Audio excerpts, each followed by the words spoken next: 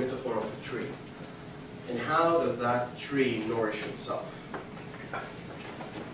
Within this metaphor, we identified specific qualities that can help us as human beings.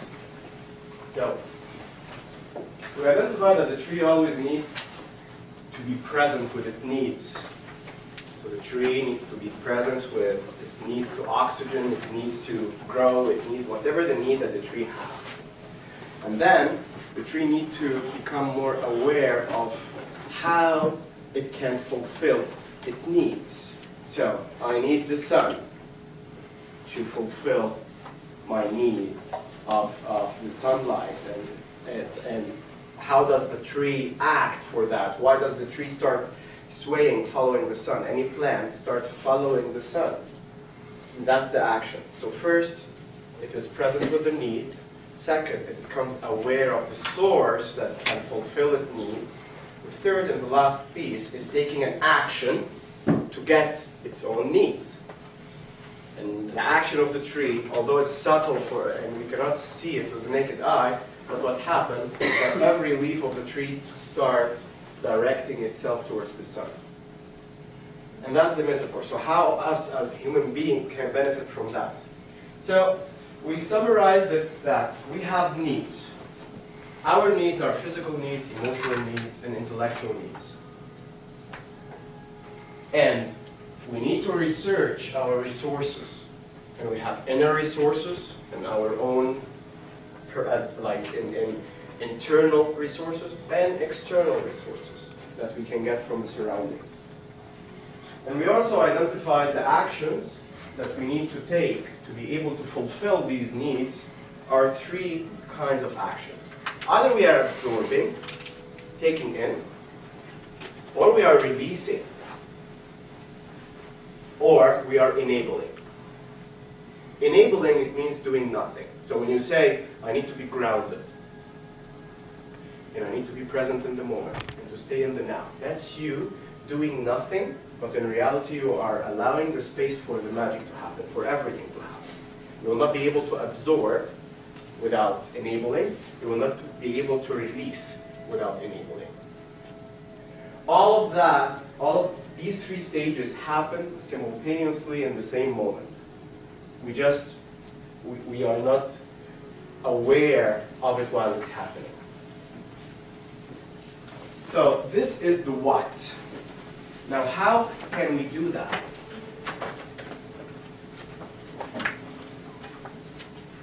So we need first to identify the needs. No, I would like the light here. It's just one more for the slides, so everybody can see the slides.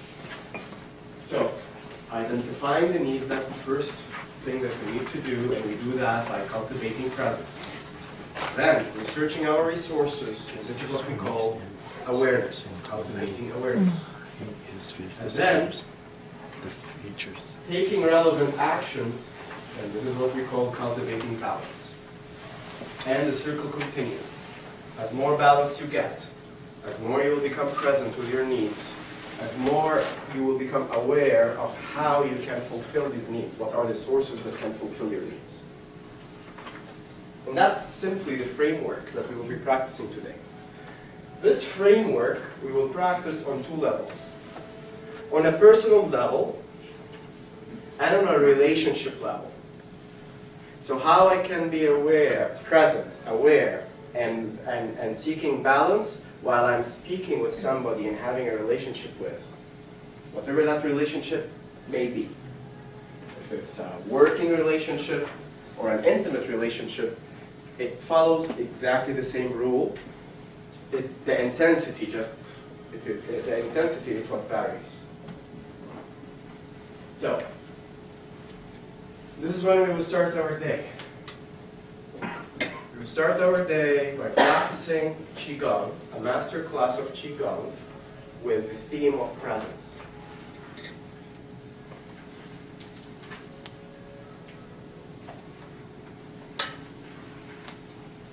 The beauty of Qigong, and I'm not biased of course,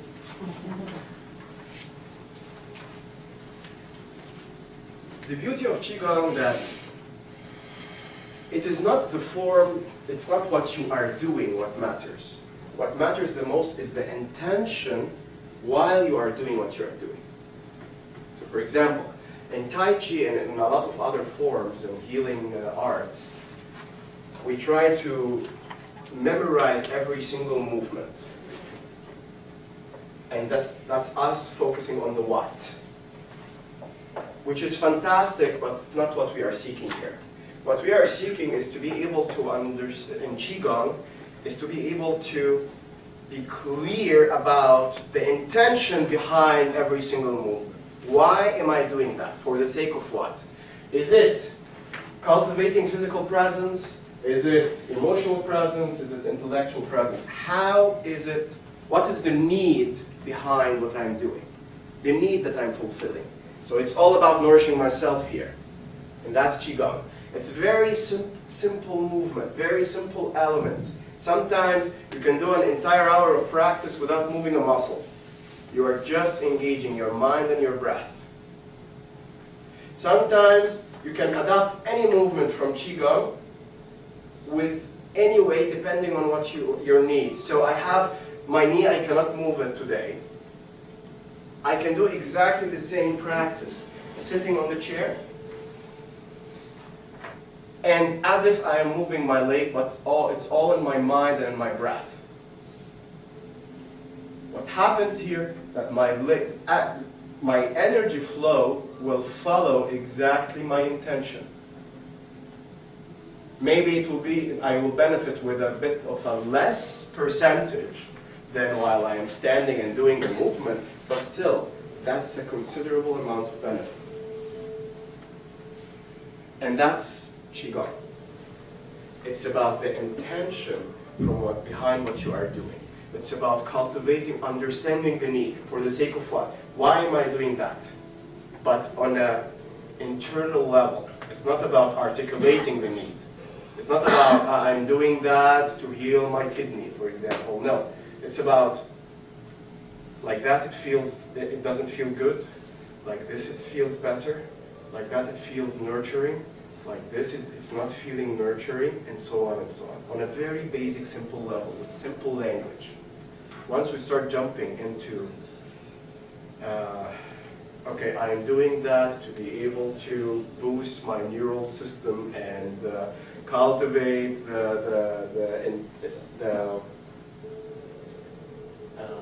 enhance my physiological systems and so on and so on. That's me in my head. It's too much of a complicated, wide angle to work on with yourself, no matter how sophisticated you are. We just need two things. Feels good, feels bad.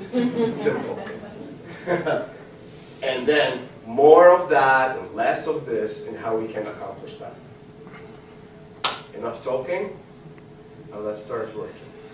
Actually, let's start enjoying. So, what I'll ask you to do, please feel free to move your chairs a little bit to the back. This is where I will be standing. Stand comfortably in your place. If you want to take off your shoes, for example, please, by all means, feel free to do that. Don't keep them, again, completely up to you. Ready?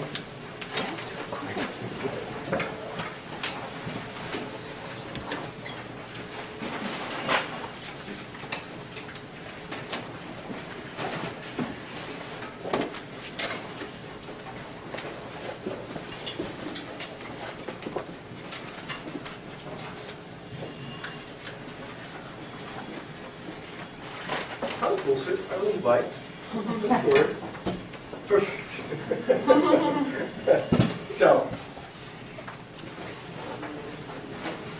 I want you just to remember something, to highlight something. Being present with something, it doesn't mean that you will change anything about it. It just means that you will just observe it, become a witness of it. I gave you an example yesterday. So when we will do now what we call the body scan. With the body scan, we are using the mind to visit and sense into every single part of our body. To sense my foot, I cannot start moving my foot like that and say that I am being present with it. No. When you are moving, you are putting an input in it. You are changing something. We are not in the stage of changing yet. We are at the state of sensing. So you should not do anything. You just need to be present with what's happening without changing anything. Okay? So let's focus on that together. So close your legs, close your arms. You always have kind of a ritual before starting. Close your right hand, which is a symbol for the yang energy. Open your left hand, which is a symbol for the yin energy. Both of them, they cannot survive with each other. There's always an energy of duality in everything. So put the left thumb within the fist and wrap them. And this is how we start our day, or our practice. The respect that we are showing here is not to the teacher, it's to the teaching itself. The teachings, whatever will happen, the experience itself. Once we salute it, we are preparing ourselves, like a ritual of beginning. So, thank you. Now, open your legs as well as your shoulders. Bend your knees gently. Tilt your pelvis. Remember, this conference is about self-nourishment. Whenever you felt that you cannot stand anymore, sit down and do the same thing that we are doing. Relax your shoulders. Relax your arms beside you. Close your eyes. And let's start cultivating presence. We'll start with the sole of your feet. Sense into your feet.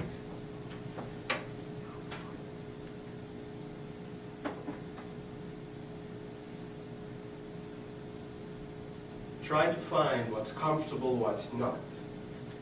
Try to find what's contracted, what's not, what's relaxed, what's not, what's vibrating, what's not.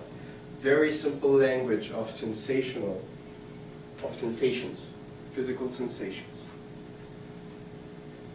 Now from your feet, go up to your legs until your hip joints.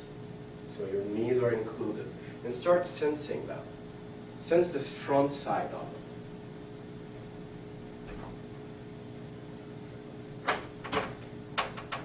Sense the back side of your leg.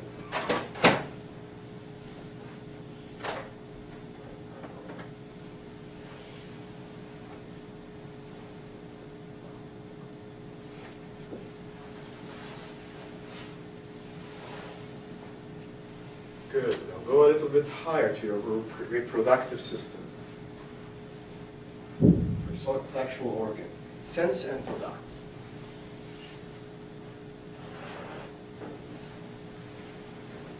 Sense the front side, the back side.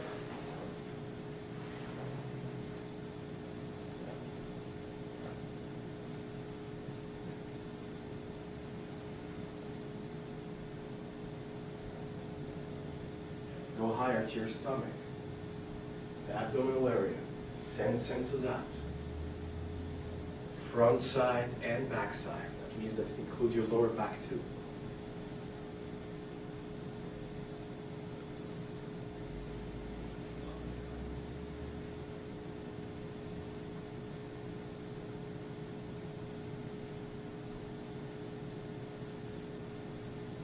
Now go higher to your chest and your upper back.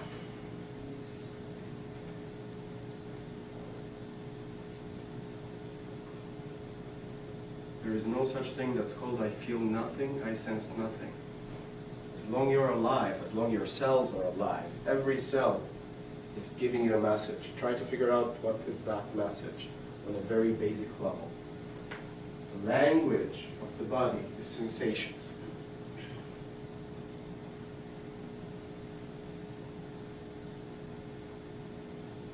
Good. Now, the rhythm of your breath, without changing it, figure it out. How is the rhythm of your breath now, this moment? How deep? How shallow? When you are being present with your body, there should be no judgment. So it's not about you tormenting yourself, I should do this more, I should do this less. No. It's about you witnessing what is, simply, without changing anything.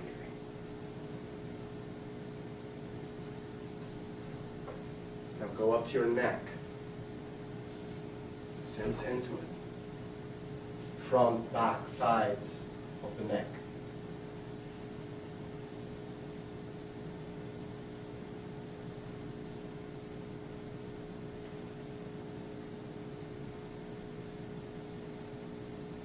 Shoulders.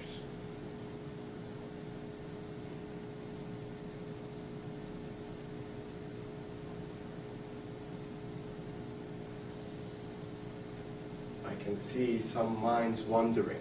Come back to your body.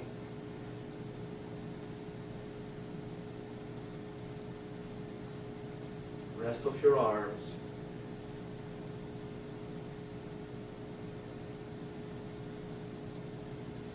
Your hands. Sense into the right hand by itself and the left hand by itself.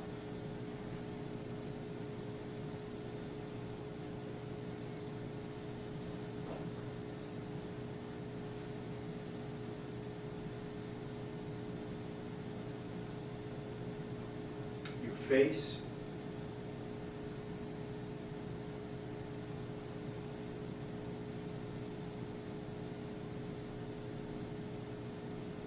Try to sense into what kind of expression you have on your face now. Without changing it.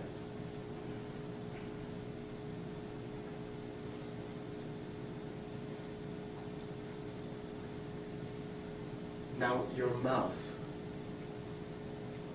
Sense into it. What kind of taste is present in your mouth? You can move your tongue a little bit to have a better grip of the taste. It doesn't need to taste like strawberries. It's more like how acidic it tastes, how sweet it tastes, how salty. Is it a pleasant taste or not? For you, that is.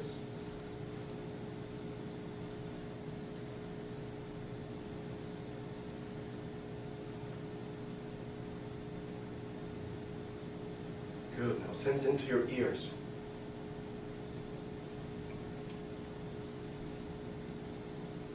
What kind of sounds are you in tune with? This is where I need to shut up for a moment.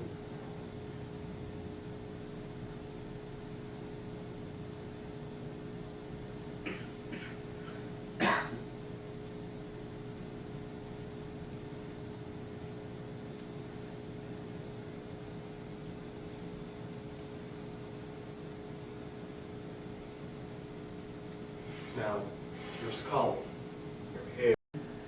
Yes. Yeah. Fantastic. And from all of these sensations, what would you identify as comfortable and what you will identify as uncomfortable? The hands and the feet were comfortable. It was a comfortable feeling. The area around the left rib area is tight and painful. So it's uncomfortable. Yeah, uncomfortable.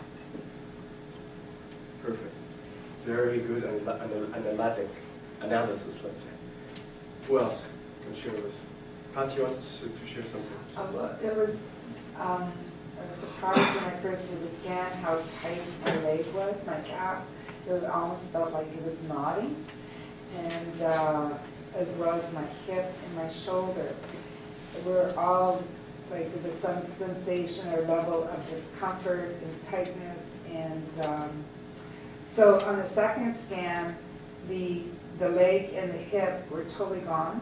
There was no, it was, felt very much at ease. And the shoulder is still there, but not as intense. Who else can tell us something?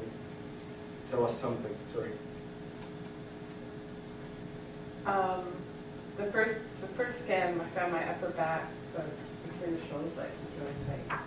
And the second one, it wasn't, it was just comfortable. But both I found uncomfortable was because of issues with balance, my legs were a distraction from the whole thing. Because I was trying to, you said to bend our knees slightly and close our eyes, which for me it is a bit of a problem because of balance. So that just threw me both times. Perfect. So, what if we will remove the word problem and we will put the word message? What's the message that you received from your legs in that moment? In a sensational language too. Open your eyes and stand up. Why didn't you do that? Because you said to close our eyes. And I thought I should be able to do that. It's a Nourishing Me conference! Nourishing Me will nourish you, will nourish everybody at the end. So when you nourish yourself first, you will have a better experience. And guess how I would feel when you would have a better experience?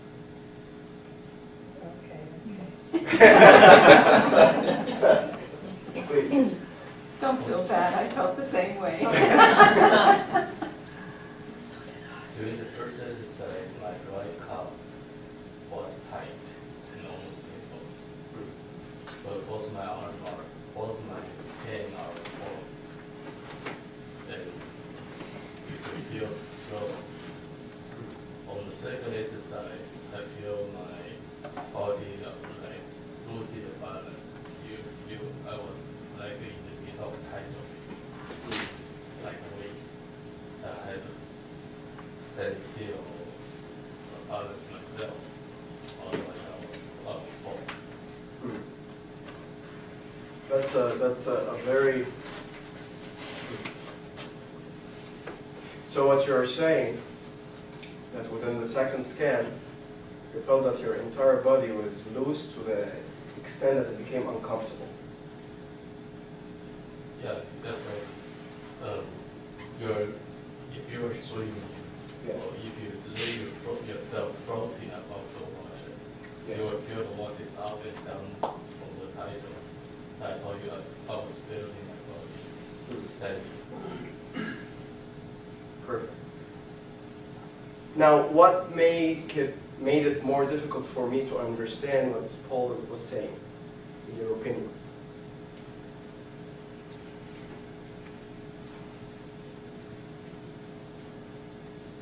He's sharing something very profound, by the way.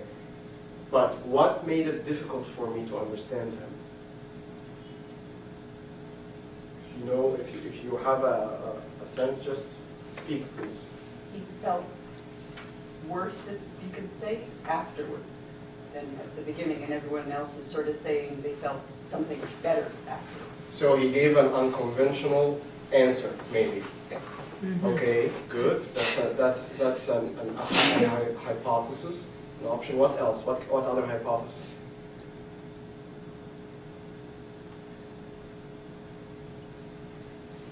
Okay.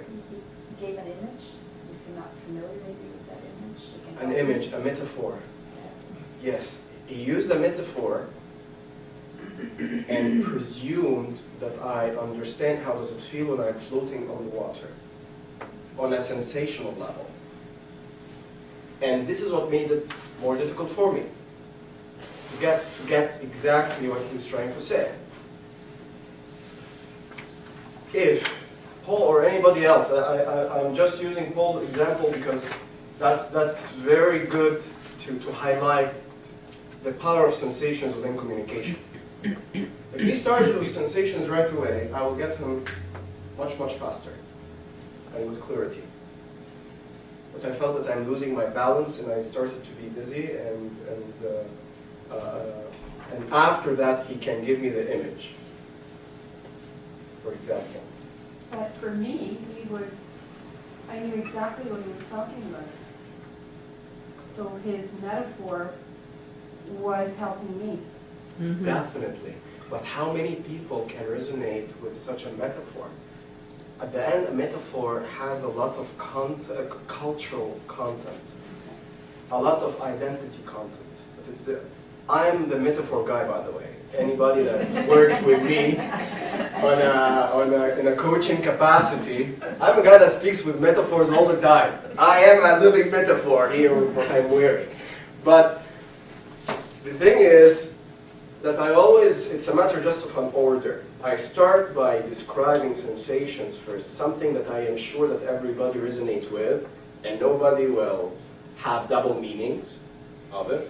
And then I summarize all of that in a metaphor that we create together. Like for example, if I'm coaching you, and I want to express the same thing, I will tell you, you know, sometimes I feel, I sense that I'm unbalanced and I'm about to fall down on my back and so on and so on. All this kind of sensational life. And then I will ask you, did you ever feel like that? Then you will tell me, according to what you said, yes, actually I felt like that. From this conversation, the imagery and the metaphor will come, but it will be an imagery and a metaphor that is relevant for both of us, not only to you. And I made sure of it. And like that, whenever I say floating on the water, you would remember the whole content of the session, the whole content of your development. And this is the power of sensations. Metaphors are fantastic, but it needs to come in a second step after we create a mutual understanding. Like when I speak to my wife and I tell her, "You drive me crazy!" That's a metaphor. But there is no enough information in it for her to understand what's actually driving me crazy. Mm-hmm. So she will presume that I'm attacking her for no good reason. And she will learn to do what? Just to brush whatever I'm telling her. As if he said nothing because it's his own thing. Because I did not get anything for me. And this is where relationships deteriorate. Fantastic. Now, life doesn't always, because I'm trying to make sure that everything we'll do is life-related and life-relevant. This is why I'm not speaking about Qigong all the time, I'm not speaking about energy all the time. I'm speaking about real, living, breathing practices here. So, please go ahead. I had a lot, I think it was one of the wandering lines. You said that. I have a lot of trouble focusing. Not because I don't want to, I'm really trying, but it keeps on going in a tangent somehow. I keep on trying to bring it back. I found that the second time around I was better at it. I didn't get very far with my scan. But the first round, I even though I was trying, is there something that, I don't know. What does that tell you? What would you presume that it's preventing you? When your mind wanders, where does it go? I don't know, as soon as you feel something, it's like, oh, maybe because I don't sit right at work, or because I'm feeling like tense in my shoulders or something like that. So I don't know, I have a tendency maybe to make links with everyday stuff. I don't know. Well, it didn't sound like what you were saying here. It's not about links. It's more about assessing yourself all the time, Okay. or being judgmental towards yourself. I'm feeling good now. Most probably I was doing this and this and that at work. Why am I doing that? And the conversation starts. Yeah. Okay? And this is what makes us go right there. But why do you think that you do that? I don't know. Good answer. Do you think in that moment your mind is focusing on the present or the future or the past? The three. The three. Yeah. So what you experienced in the present It's not as. made you go to the past or to the future? Mm-hmm. You tell me. You are the boss. You move me as a piece of chess now. Well, it did both. I was like, oh, maybe because yesterday I said down a lot in that conference room, and then maybe I need a Yeah. massage. So you remember your That's the experience. future. Yes. And then you jump to the past. Now, as a ratio, percentage, as a percentage, how long did your mind stay and go to the past and the future and the present? How long did your mind, like just a rough figure?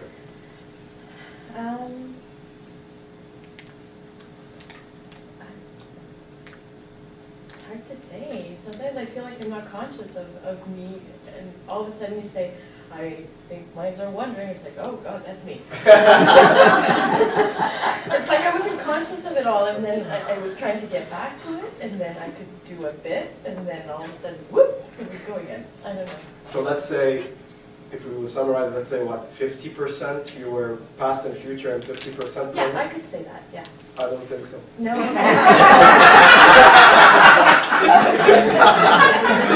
Look deep in your heart and remember, it's about authenticity here. Okay. Maybe the first time was 75-25. And The second time around, I didn't get very far, but I did up to my knees. And I think I was, finding stuff in there. It's just, yeah. Perfect. Mm. What's different in the second time? You mean, From the first time? Like, at the first body scan, you didn't manage to stay for a bigger percentage, No. 25%. yeah. And the second body scan, you managed to be a little bit more. Maybe I allowed myself to take more time to do it. Can I give you a shocking answer? Sure. You became more curious of yourself. Oh, okay. The whole idea is curiosity. Oh. We are more curious, we are programmed to be more curious about what may be and what was. What is, it doesn't intrigue us enough. And that's the challenge here. To be truly curious about myself with what's happening here. So I'm now feeling better, I'm feeling comfortable, but still, I'm not satisfied enough with what I'm having now, and I'm starting to be curious what my life may be if I will be able to do that all the time. But the fact is that there is no such thing that's called all the time. They are all states that we keep dancing in. And without discomfort, there is no value in comfort whatsoever. You will not even recognize it, you will not enjoy it, you will not understand it. So opposite states clarify and highlight each other. So once you had a state that you like, that you are comfortable with, that your body is telling you, grab it with your hands and feet and live it. And as more you will live it, as more you will absorb this self-curiosity, self-nourishment. And automatically, the entire your future and even the perception of the past will shift and change. Great. So, life throws us wrenches all the time. That's a French expression. The majority of us think that we need, what we need is usually a specific form of comforting movement or comforting words or comforting to thrive. But in reality, no. We need both sides of the spectrum. We need comfort and discomfort to be able to truly embrace what's happening now. So let's see how would that look in Qigong. So let me torture you a bit. Stand up.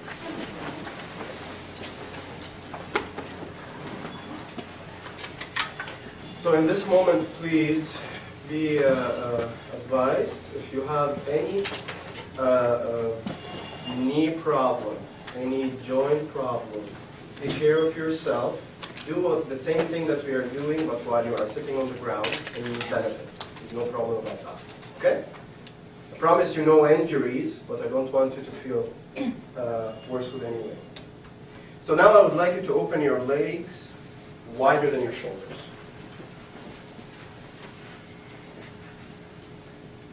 Good. Now, bend your knees as far as you can get. Tilt your pelvis forward to be able to keep your back flat. Do not exaggerate in how low you will go. Now, with your arms, take your arms to the sides.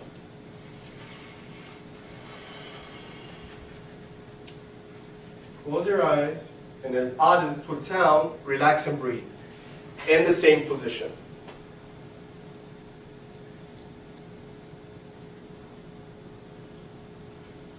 If you are too comfortable, go lower. I need you to go all over your discomfort. Sorry, over your comfort. Get out of your comfort. Choose the rhythm of breath that you like. And now from this position, start scanning your body. What's comfortable and what's not comfortable. There is never pure black nor pure white. There is always a moment of bliss within the moment, the challenging moments. Allow your body to teach you that. So find your comfort within this uncomfortable position.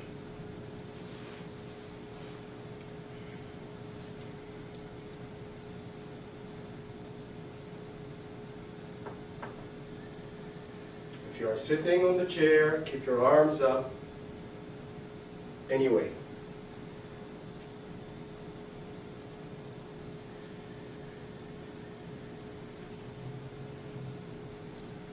Notice where your mind is drifting. What kind of an inner conversation is starting? And please don't kill me. In your mind, that is.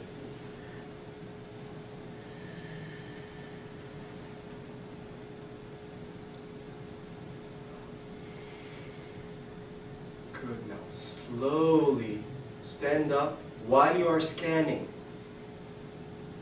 And notice the shift.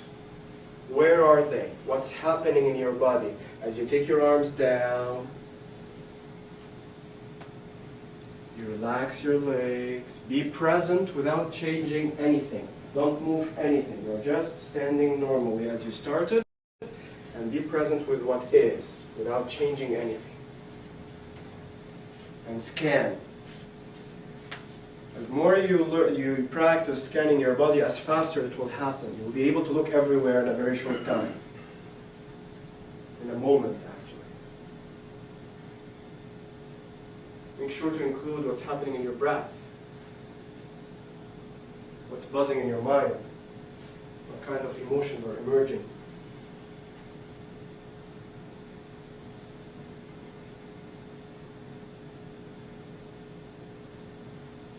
Perfect. Please sit down. And as you are, when you sit down,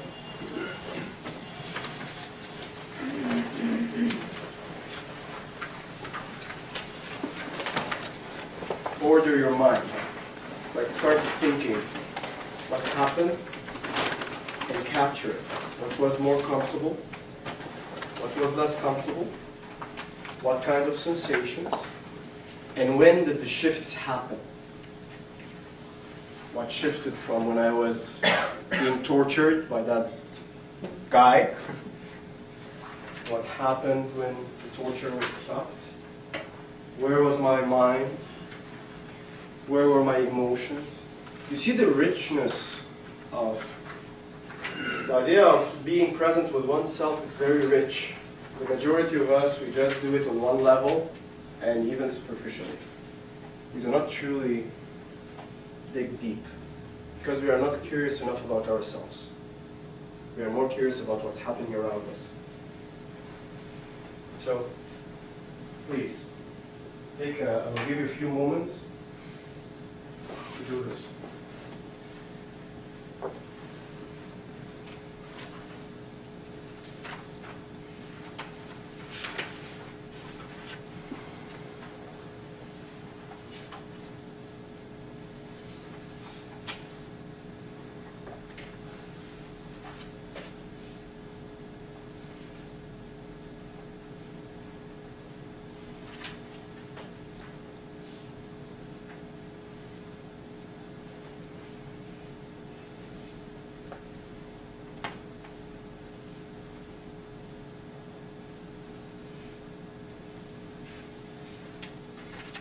whoever is ready to share,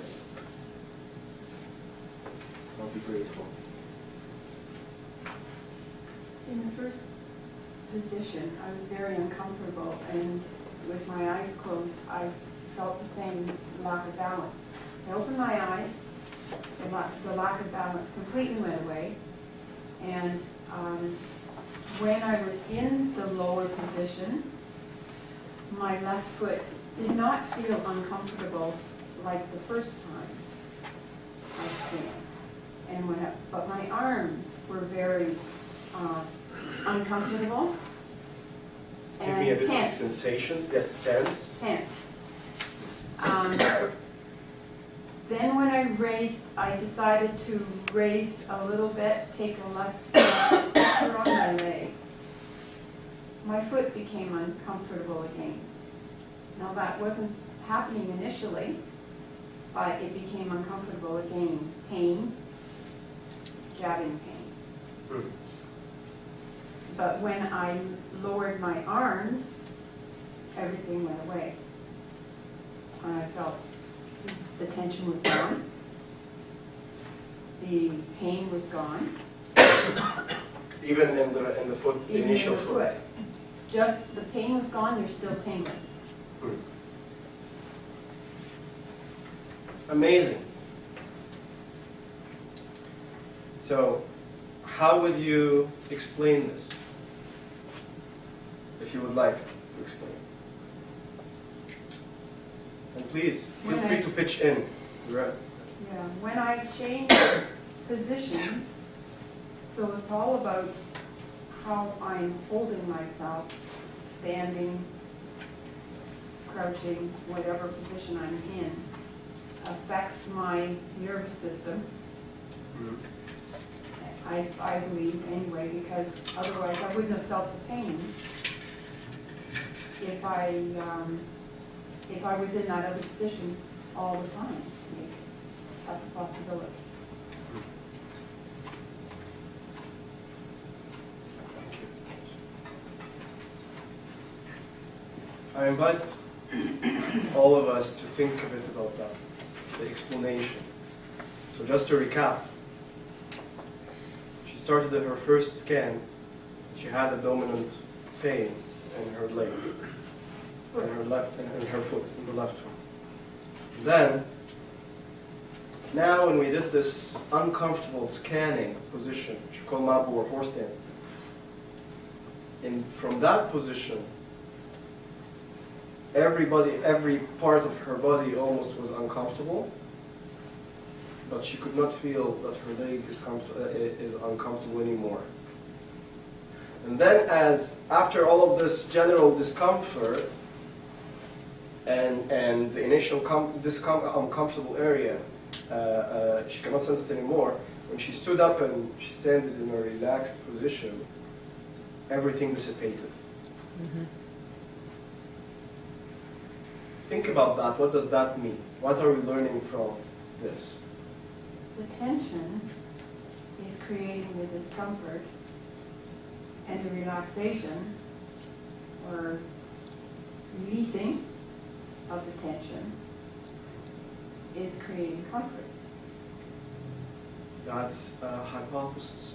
Somebody else with something else. Oh, what I heard is that sometimes we feel something in only one part, which is really like the peak of an iceberg, that we're really feeling some pain everywhere, but we just need to pay attention to it. But then when we're aware of the whole thing, that awareness makes it go away. I don't know, that's what I heard. That's another hypothesis. There's no right or wrong answer. There's how can you explain life that's happening in front of you or inside you? So please, go ahead. My sense, having experienced also like movement stuff, is that maybe like there's like energy blocks, and by shifting just a little bit, maybe releases the energy blocks. But I'm not conscious of where it blocks until I just kind of move, and then. But sometimes it also feels like a movement, so that's where I'm saying it's energy, maybe it's something else. And for myself, I also notice my breath. That I'm holding my breath without realizing it, and suddenly my body's kind of getting these signals too. So for me, it was yawn, but I take that more from, it's looking for air, it's looking, because if I'm yawning, I'm breathing deeper, and it's connecting stuff. If that's a deep yawn, then it even brings like a tear, but not a tear of sadness or joy, but just another form of release. I think that one of the questions that I wondered, because for myself, my knees were, I was surprised to feel the intensity of the pain for my knees. And it made me wonder, how is the injury to the mechanic affecting this consciousness of what I'm feeling, and how can I transcend the injury of the mechanic? Would you define for me what you perceive as an injury of the mechanic? What is the mechanic for you? It's the bones, the ligaments, the meniscus. So when you have an actual injury in it, how you can transcend that? Yes. That's a very valid question. So, the whole idea of presence is to be present with what?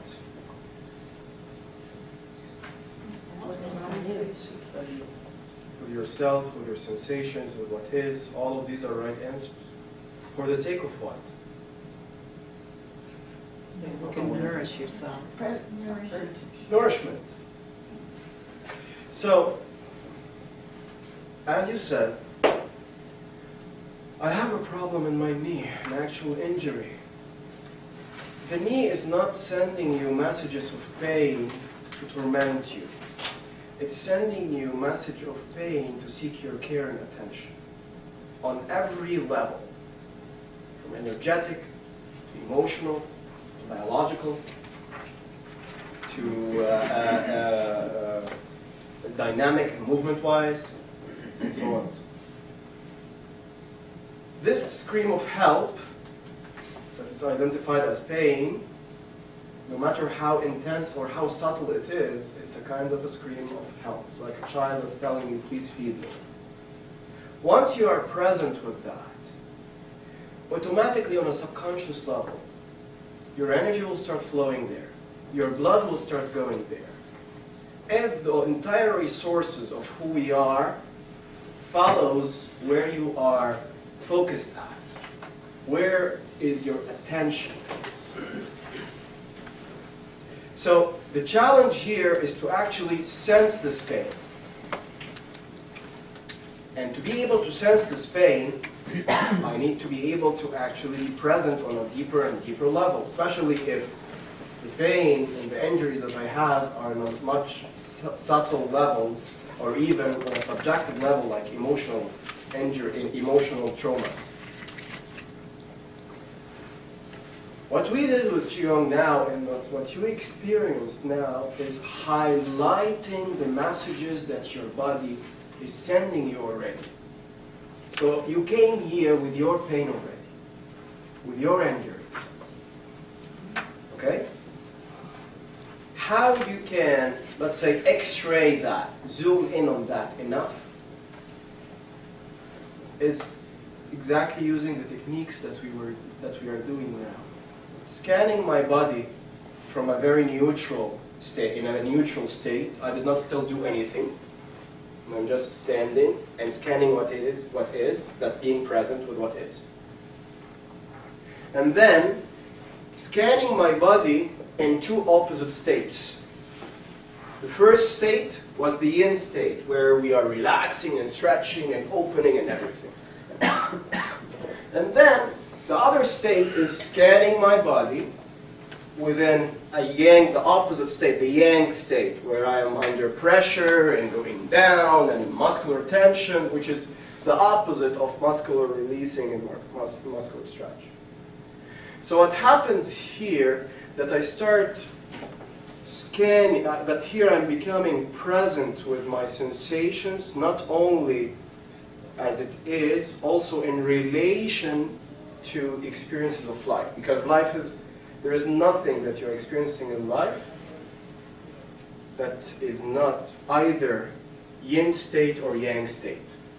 That is not either relaxed and open and calming down, or being pressured and there is some confrontations and so on. Even, I'm not speaking about the intensity here. Like, yes, I can be having a conversation and it went well and everything, but I had some hints of intensity and some confrontation. In the moment of the confrontation, this is what we call a yang state, the aggressive state, no matter how it is.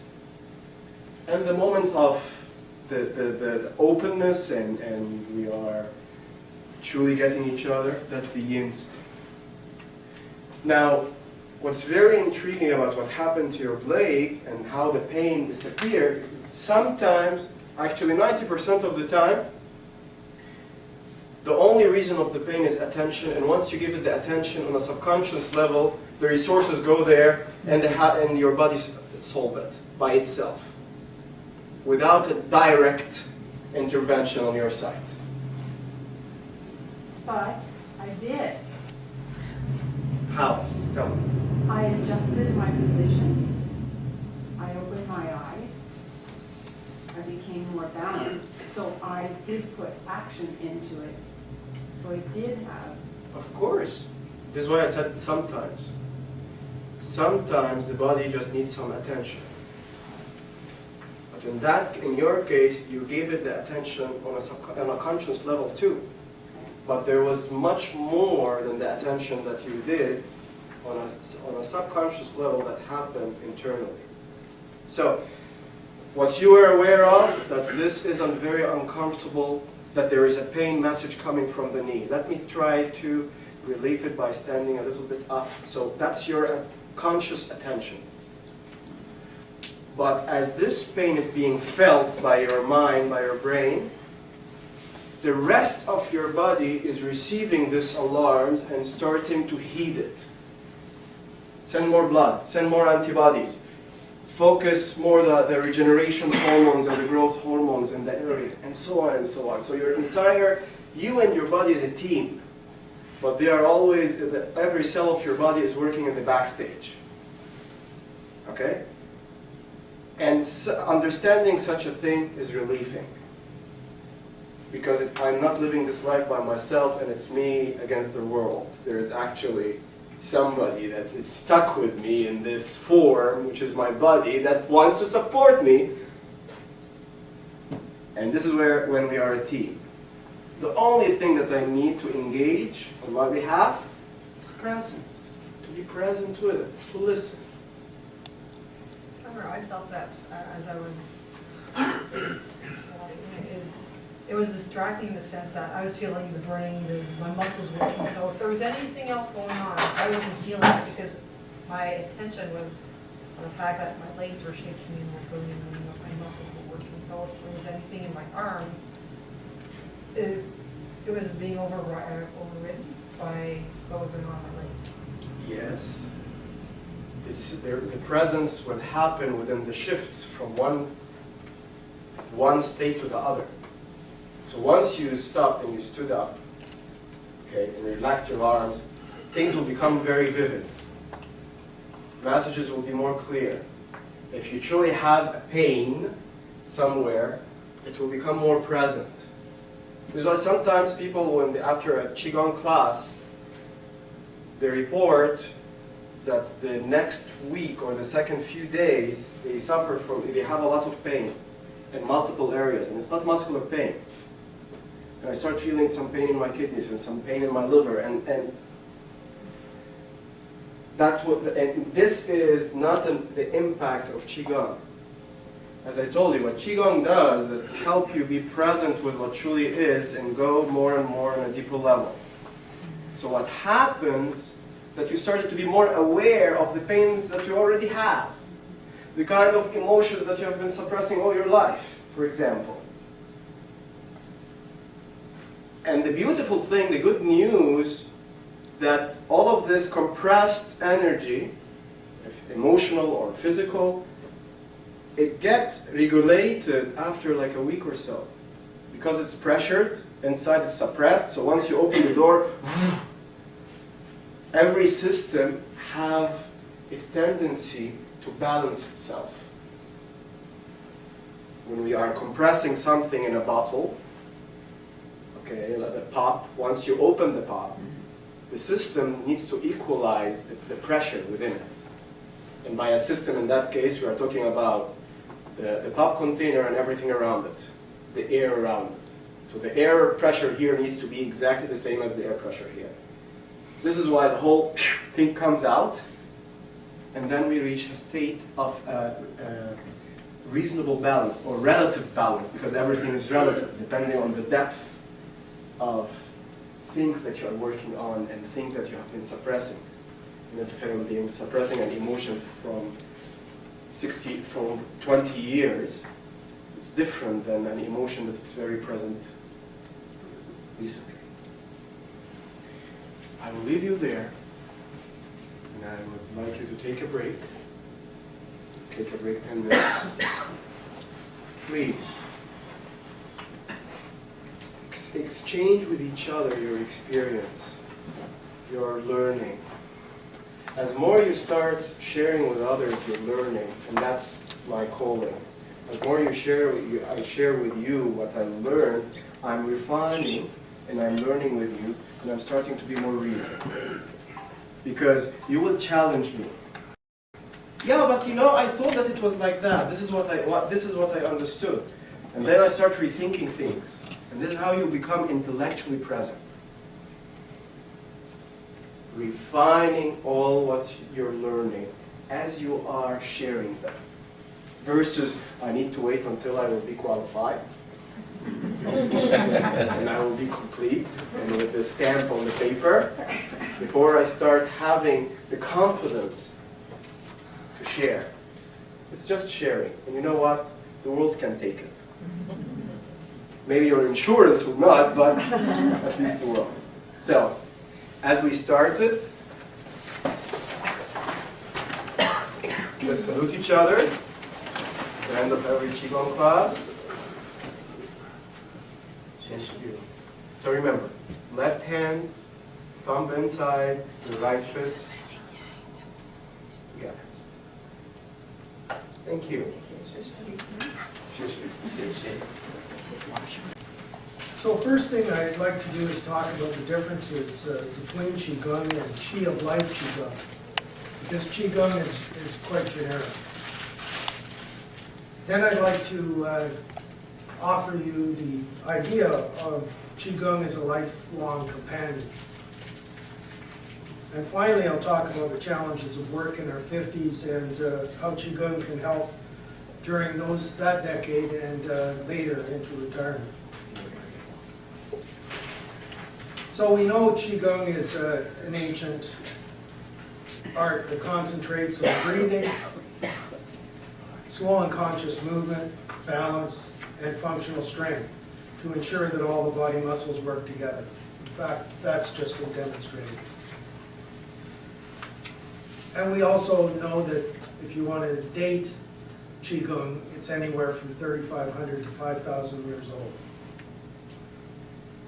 There are many suppliers of Qigong. If you were to go on the internet and say, where can I source Qigong in Ottawa, I stopped at about a dozen different suppliers. And they each have a little different approach to it. But all of them take the general approach to improving the health of the practitioners. That's what their goal is. The Qi of Life Qigong process teaches us how to become present with real needs. That is what matters to us. And we've just experienced that. And to express our needs to gain balance or regain balance. Become more aware of our surroundings and how they can support our needs. So those are the skills and the processes that you're being exposed to today and hopefully you find attractive and useful. And of course, the overriding emphasis is how to constantly nourish ourselves and to be able to nourish others.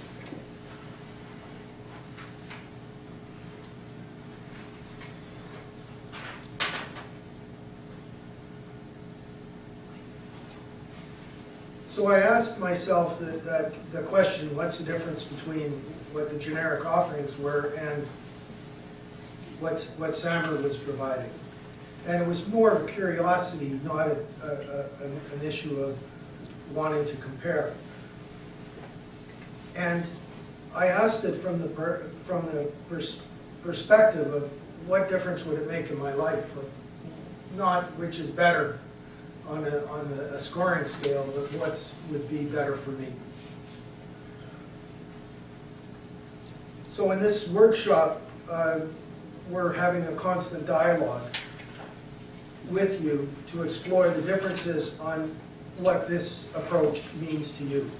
It's a personal reflection throughout the whole day, and I hope at the end of this that you can get some idea of the answer to that.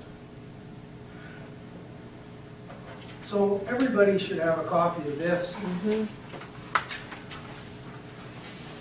If we look at this in a simple way, we can see that it's the benefits are described here and divided into 3 categories.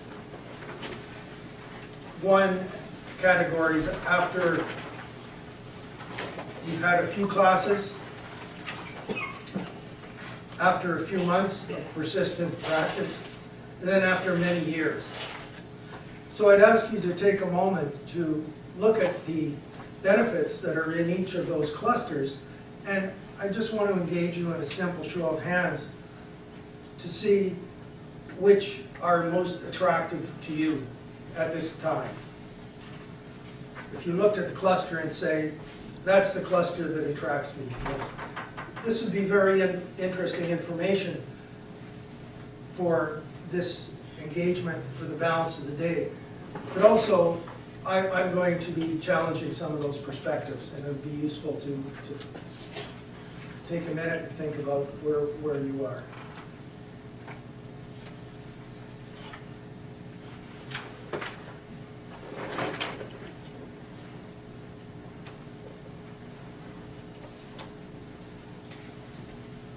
You don't get to mix and match, by the way, in this questionnaire.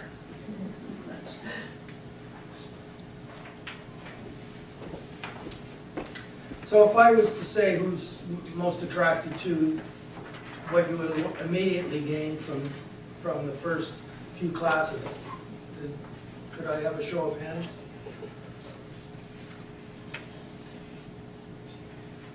Okay, and how about for the next category of persisting through and a number of months of practice? It's easier for me to keep track by picking one. It's less mental effort for me, but I can manage. And what about being attracted to immediately to the long term? So it seems to, the biggest cluster seems to be in the middle. Would that be the consensus? Yeah. In the middle part of it.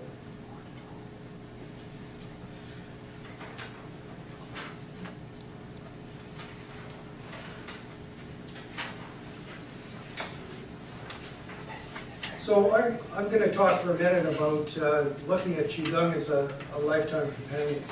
And I'm going to talk about it from my personal experience. I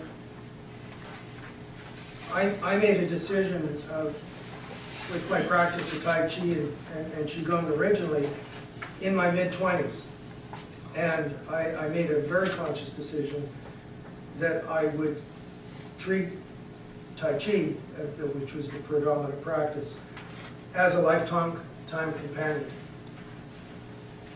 And I felt that if I worked at it and it would be a companion and I would get the whole range of benefits, and they'll be most valuable to me as I aged. So I'll tell you how that worked out. We know that no matter what age you start at, whether it's your 20s, 30s, or 40s, that you'll get these immediate benefits. That's clear. And the mid-range benefits, of course, doing it for 6 months, that doesn't sound terribly difficult. But when we get to a perspective in your mid-60s, where I am, you realize that learning new things can cause more aches and pains than we were able to generate this morning. And it's really useful to have a skill that's automated in your body. That it's almost like air conditioning. You turn it on, it cools you. When I turn Qigong on or Tai Chi, it nourishes me and heals me. So that's the perspective that I'm offering you. And when I reflect back and look at the decade of 50s working, my energy reserves diminished during my 50s. They weren't endless. Oddly enough, work pressure seems to increase, and I blame that on constant change. It keeps it interesting, but the pressures seem to ramp up. Family pressures as well, with between parents and launching children, that took quite a bit of energy as well. And also there's the need to be a mentor to people around you. That's a pull on the energy. At the same time, I, like others, got some feedback from my body saying it needs some attention and more maintenance. And my physician started giving me that advice as well. He wasn't as prescriptive about it, but he said, pay attention to what you're doing. So I came to a realization that I controlled only 2 things in life. That was perhaps an exaggeration, but I realized that I could only control my diet and my exercise. And everything else in that chaos around me was out of my control. And I thought, that's all I can do. And I realized it was becoming more difficult, but more important, to nourish myself in my 50s, just simply because of the demands on me and the wear and tear.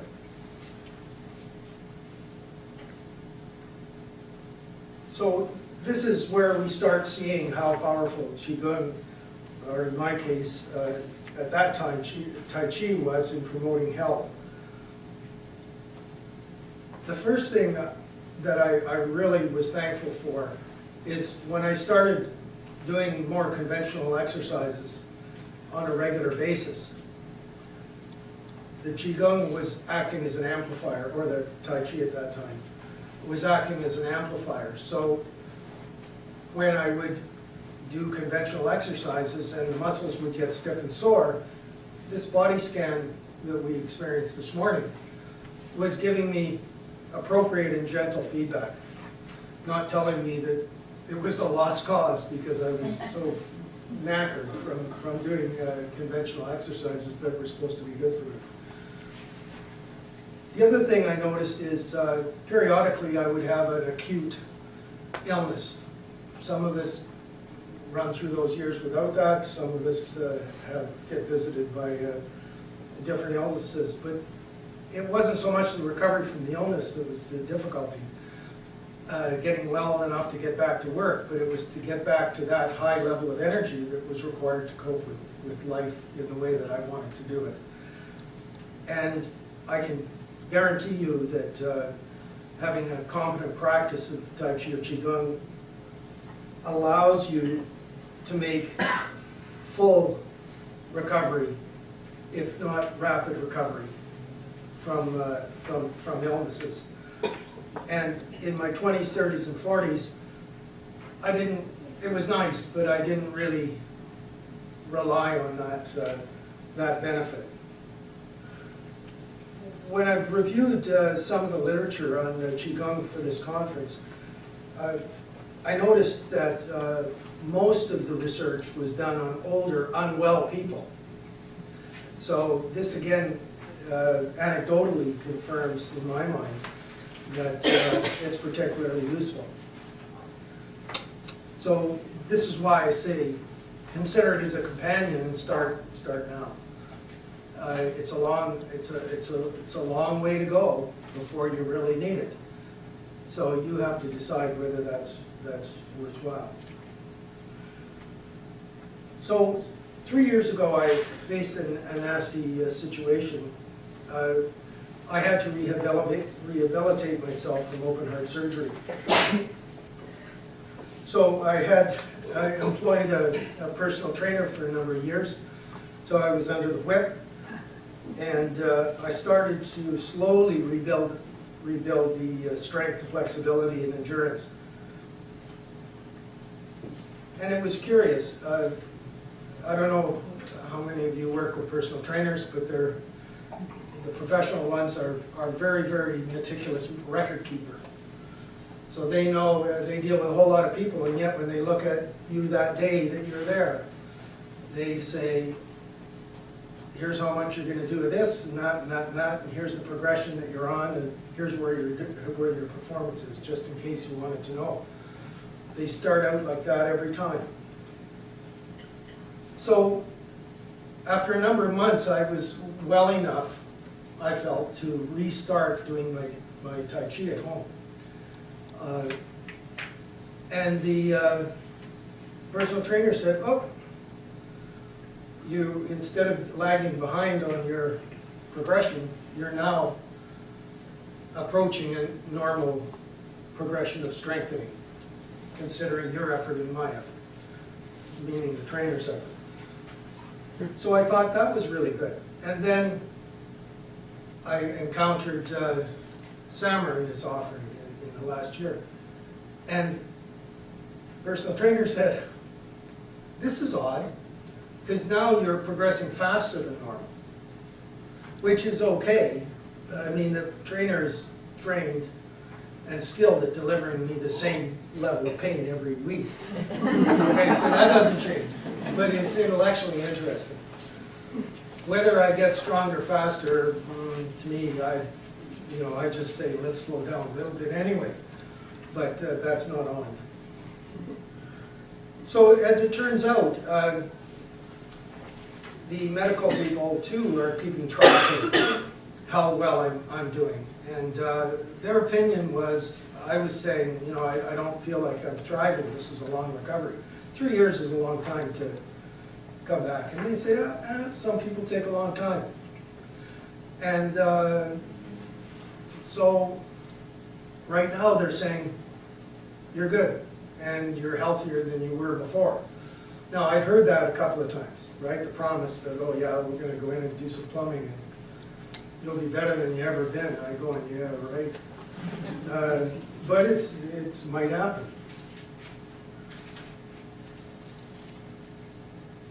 So I come back to my theory of this, and that is Qigong, if you practice it, and you practice it a long time, it'll be useful for the bumps in the road, and it will amplify the benefits of other exercises.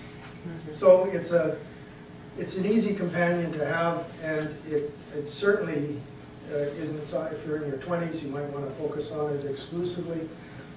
But later in life, when time is more precious, and it's something that you can get benefit from without really working too hard on as far as memory and building up skills.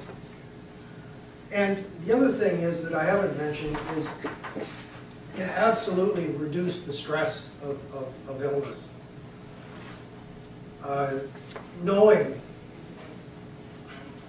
that I could, if I was acutely sick, that I wouldn't be dragging my butt forever. I would be able to start doing my Tai Chi or Qigong and achieve that level of comfort. In other words, manage my stress, manage my pain in a way that very similar to what you experienced this morning with the body scan. The pain's still running around the body, but you can actually block it, you can direct it, you can play with it, And you can optimize your body healing itself. And you get the other benefit, of course, I'm a little better coordinated. I don't fall down as often. And as you get older, that apparently isn't going to become important. So if I was to make a pitch today, it would be audition Chi of Life Qigong to become a lifelong companion. Because I think it improves the skills to nurture yourself, accelerates rehabilitation from acute illnesses that everybody encounters, and they don't have to be the scary type. And it will contribute to your skills, peace of mind, and strengths and capacity to nourish others. And you never know what's going to come at you later in your career or in retirement, and I think I'm better equipped to deal with it. So that's my experience and my recommendation, and something to think about today. Thank Thank you. Thank you.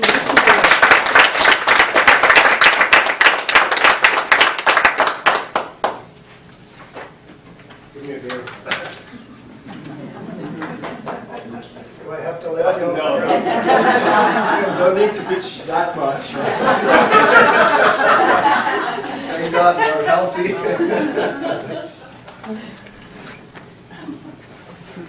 Much as he managed to capture it, it's very difficult to speak about oneself. Which means, which it prepares us to the next stop. Your pictures are amazing. I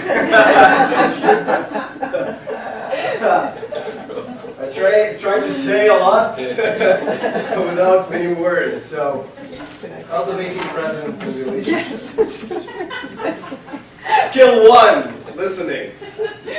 And this is what we will practice today. It's experiential, so not here yet. What I would like you to do first, please stand up.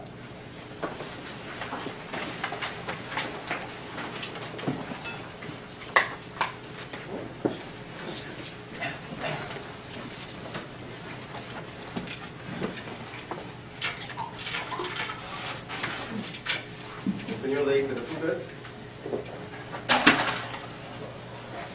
What are the physical elements that we use in communication?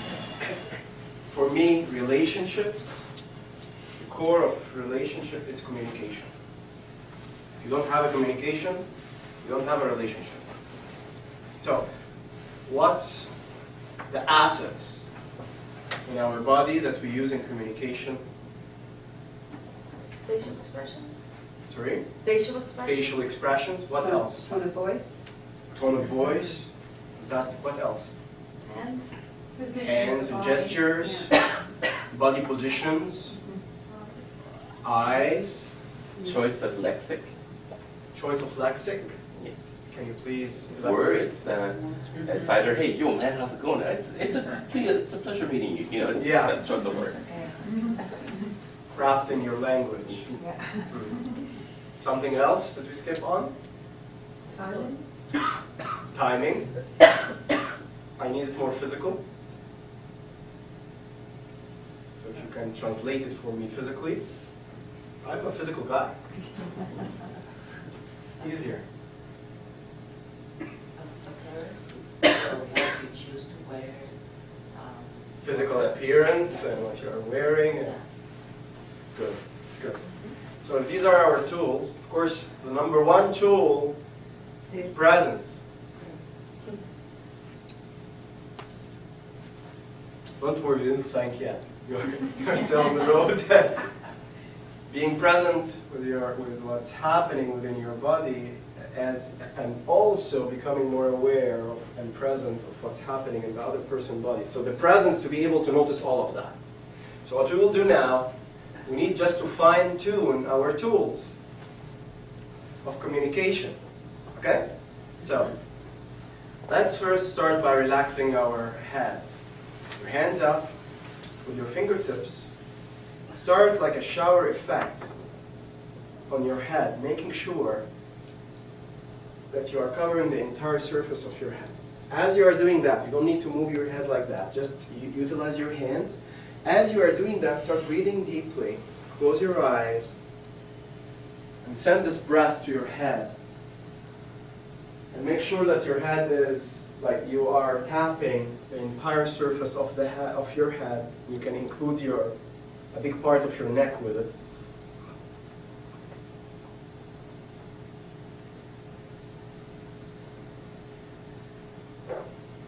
Depending on what you are sensing, you can do it a bit faster, you can be a bit slower. Be present with what will make you better, more comfortable.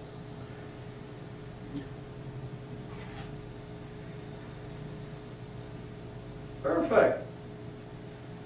Your arms down. Now, eyes. Open. This is where it will get silly. Open as much as possible. Then close as much as possible. So you need to tap into the contrast, the entire range of the eye. Extreme open to the extreme. Scare me. Extreme close. That's it. Halloween was near. So, extreme open, extreme close. Now synchronize that with your breath. As you open, inhale. As you close, exhale, pulling the stomach in. As you open extremely, inhale. As you close, exhale.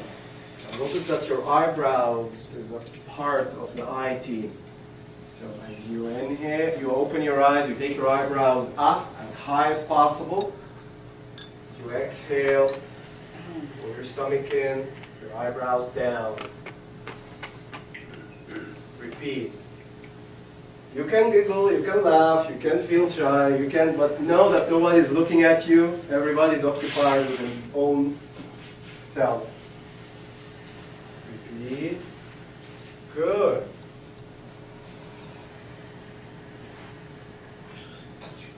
Now, mouth. Open extremely, including the eye and the eyebrow. And then close extremely, as if you're tasting something bitter. Repeat. And as we did before, synchronize your breath.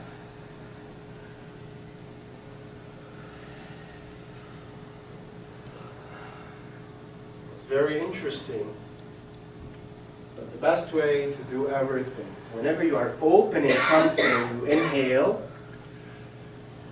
Whenever you are closing, you are exhaling. You'll learn why it's fascinating after a while.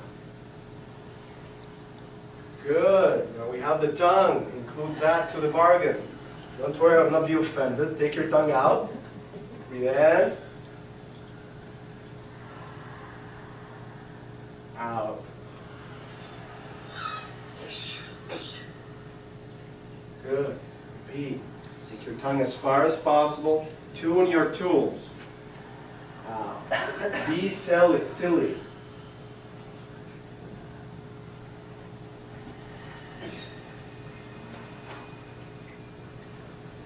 Very good.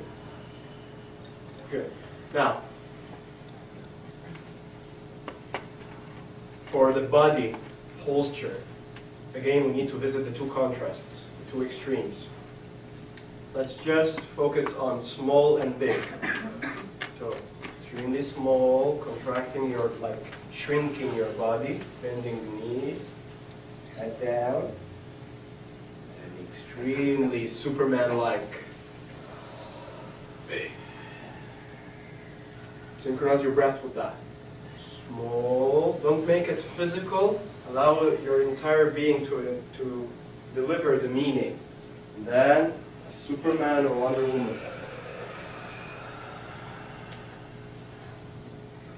Shrink, exhaling, as Superman or Wonder Woman. Now include the facial expression in the same soup. So shrink, closing the face, eyes and everything, and then open everything.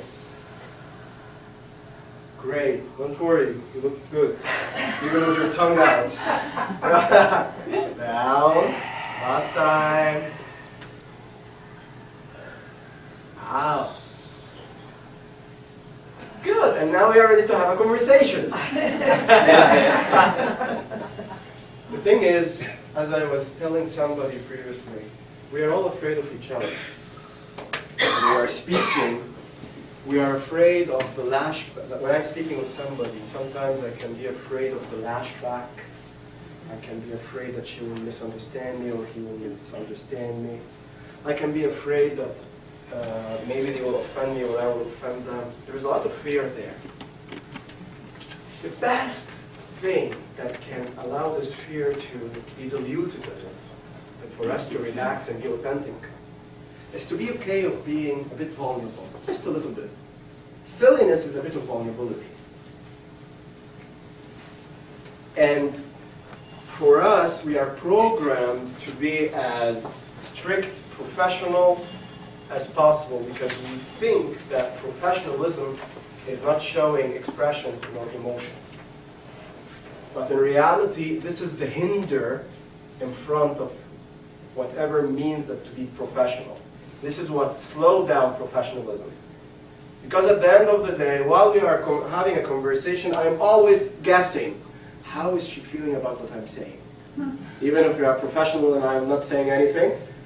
And the same thing on the other side. So we keep moving around each other in a circle, guessing, how does the other person, does she truly mean what she said, or she mean it like that? And it ends up being a silent war all the time. So if you would show that you would just, okay, instead of wondering, this is how I feel. Let's put that out of the way, let's talk. The power of the communication becomes on another level. So, let's start practicing profound listening.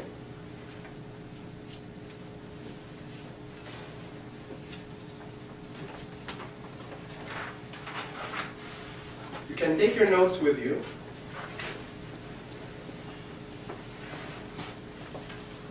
I would like you to sit beside a different person that you did not sit beside. Like change your chair, just as you are, stand up, change your chair, mix and match. Make sure that you have one person on your left and another person on your right. Don't be a lone wolf. Okay. I need one person on each side.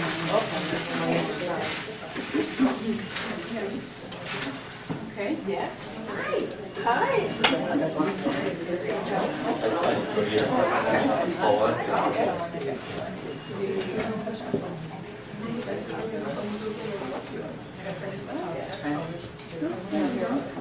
I'll be beside you then. Great to see you. Yeah. Bang on. Now, the practice will be like this. I would like you to choose a person, either on your right side or on your left side. And then one of you will ask the other, I will ask you, please tell me something that matters to you. The speaker will speak for 2 minutes about something that matters to you. Of course, as more relevant it is to you, as more it's real to you, and it matters to you, as better results we will gain from this practice. So please try as much as possible to make it truly yours. Not start speaking about weather. God, enough speaking about weather. Okay? That's the speaker. The other person, the listener, I want you to be in a present state. That means you are only taking in, you are only listening. There is you are not putting any input. And by input here, it's not only that I don't want you to talk, I don't want you to encourage. I don't want you to nod. I don't want you to show all kinds of like, you know, you are trying to show the other person how well you are understanding or how sympathized you are with the other person. Just witness what's happening and listen. Okay? That's the first piece of the conversation. I'm not saying that the conversation will end up like that, but this is the part that we need to practice here. How to listen without putting in our own baggage. Because things start shifting and the person starts changing what they truly wants to say once we put an input. So when I start doing like that, they will think that they are saying that something that I'm liking. So the need to please in us, they will start like singing it more, although it's not relevant to what they truly feel. And this is what we do not want. We truly want to understand what they are saying and to understand how are they feeling genuinely, without our own influence. Does that make sense? Yes. Perfect. Then you will start the 2 minutes. Please choose a person on any side of yours. Sure. Is there someone else?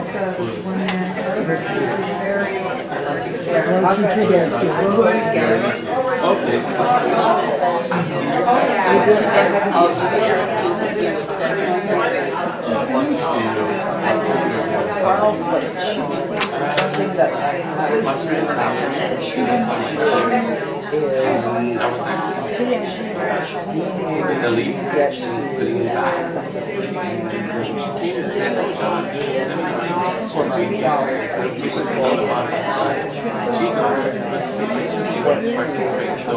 I wanted to know what it was. I went on the website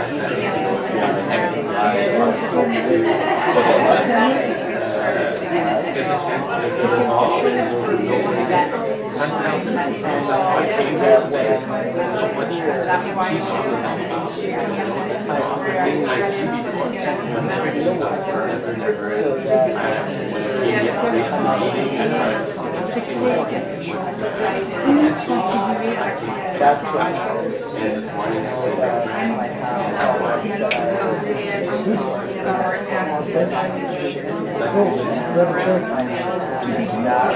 okay, so I can say I think that I want to explore be in touch to get to understand better what makes the user reads the person, interpretation of things, understanding of things. I think that's really important.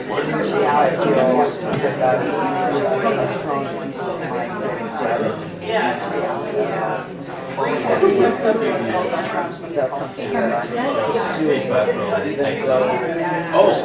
Well, it was nice. I mean, I always see people who can achieve what they're doing.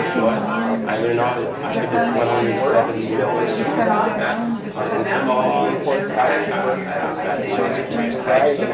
certification, I'm not the best. I forgot a lot of it, but if I were to follow some people who know it in my heart, I would be maybe one pick up. And I think it's great, you know, to be in contact with stuff like that. So that's so fundamental, it's so historical, and so profound, and actually I really enjoy it. So I feel like I'm connected to results. I'm sorry.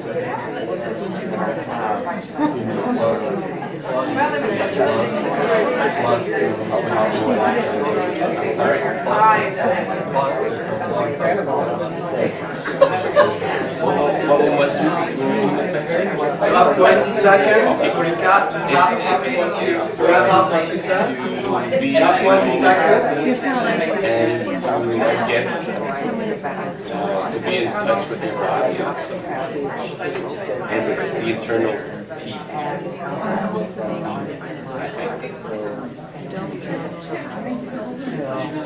Perfect.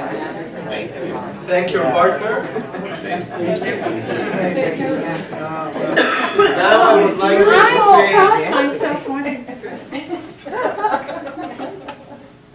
Okay, great.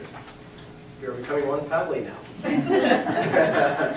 So now I would would like you, as in every speaker will become a listener, but with a different person.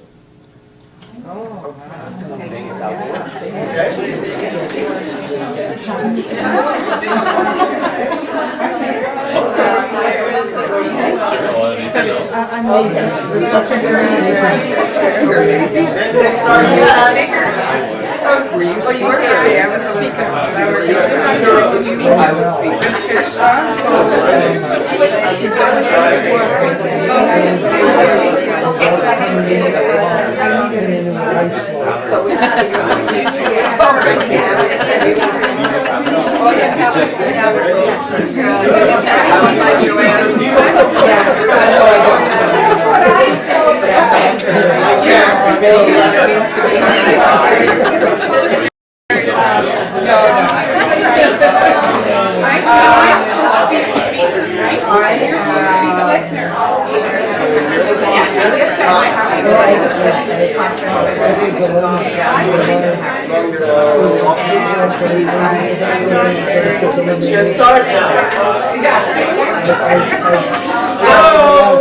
One moment, please. Your attention, please. Remember, it is not a conventional conversation. It's a practice. A practice of what? A practice of listening, being present. The speaker, you are saying something that is drawing upon what you are being present with, what you are sensing in yourself. Listener, just being invisible, yet at the same time, invisible enough to see the inside out of that person while they are talking. Okay? So practice, don't just chat. You can chat later. Go ahead. Part of this shift, probably, that's why I said transition. So if you can imagine, I realized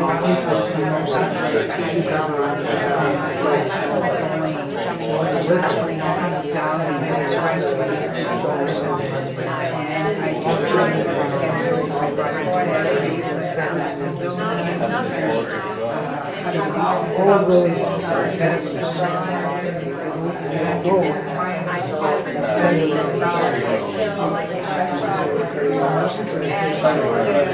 got to be able to release them, and so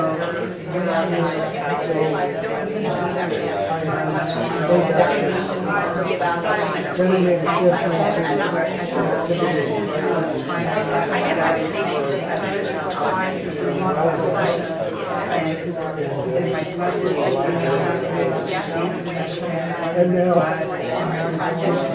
so I'm saying, okay, now I've got one more shift.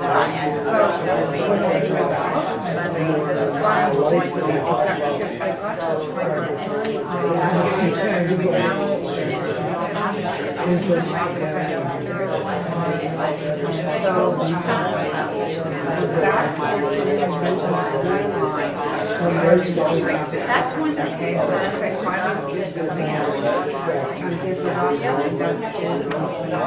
So when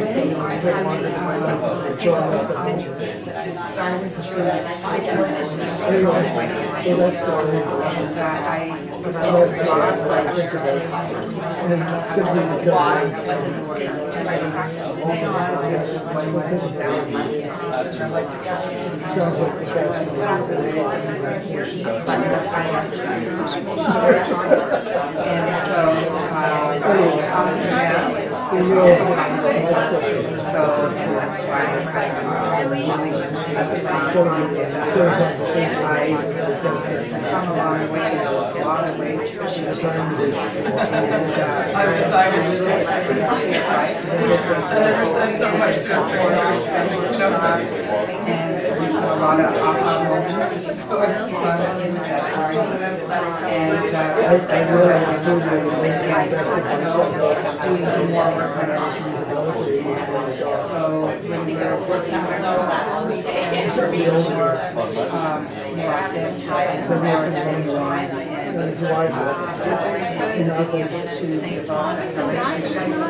You have 20 seconds to wrap up.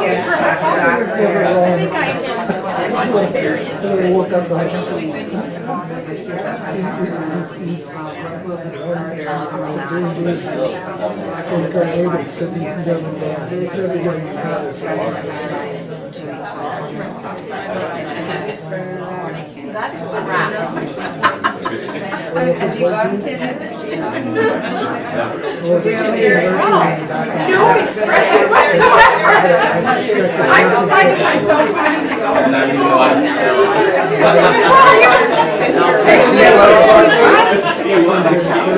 Thank your partners. Thank you. It is so interesting. Go back to your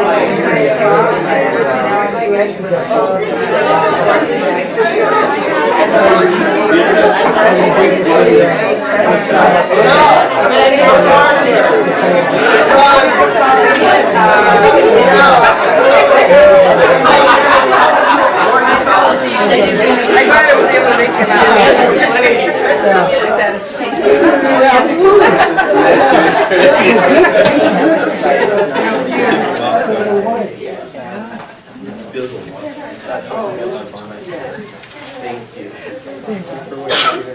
So be careful when you wish for, right?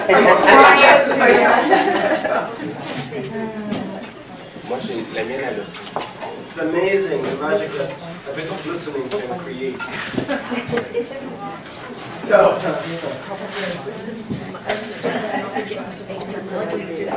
what I would like to ask you now is to share some of your learning. What did you notice when you were the listener?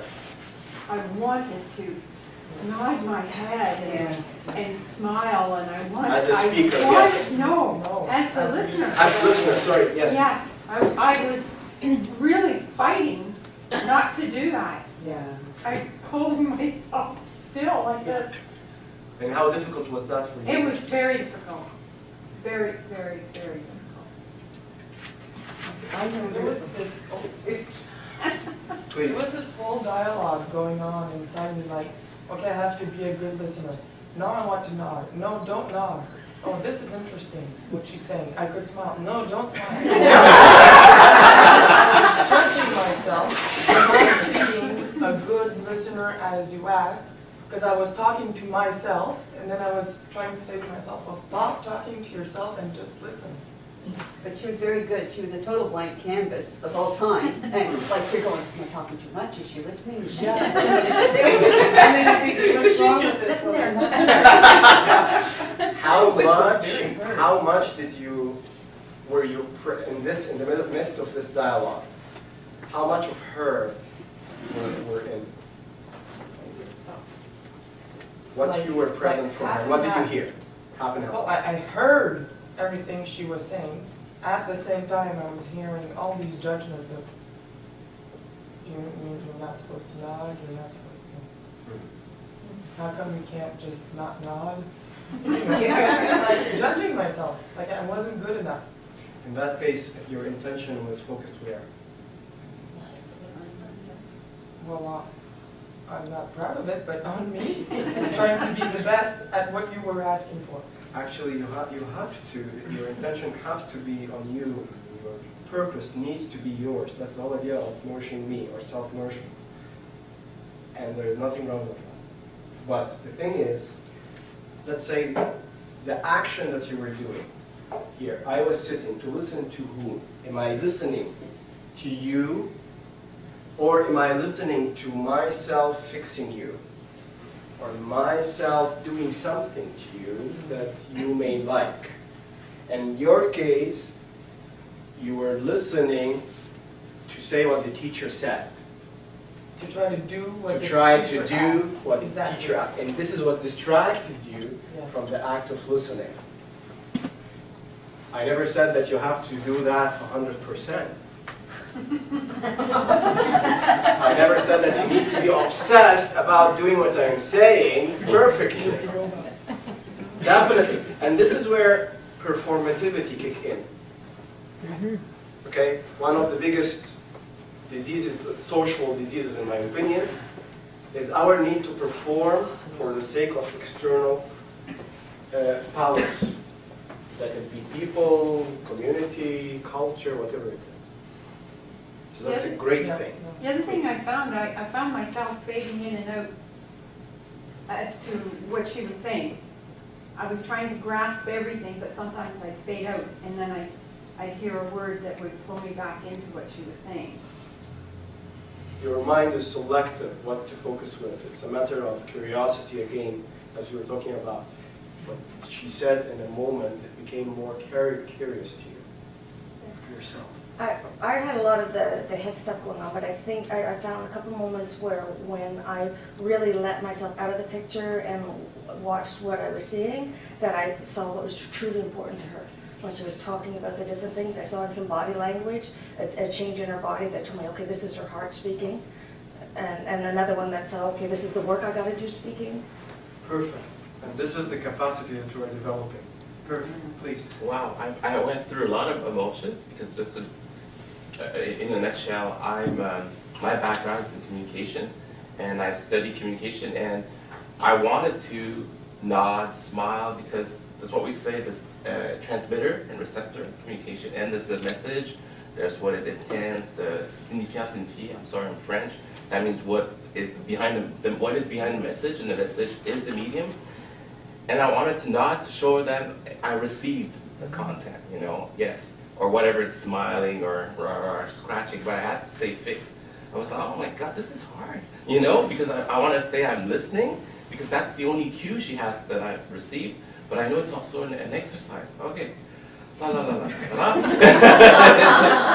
Then I said, I'll let go, because she was saying something really interesting. So I wanted to own that information. I wanted to be part of, you know, what she said. I wanted to be involved, you know, intellectually about what she said. You know, so it was engaging what she does. And I said, oh. And after that, I said, hey, you know what? I'm a mirror.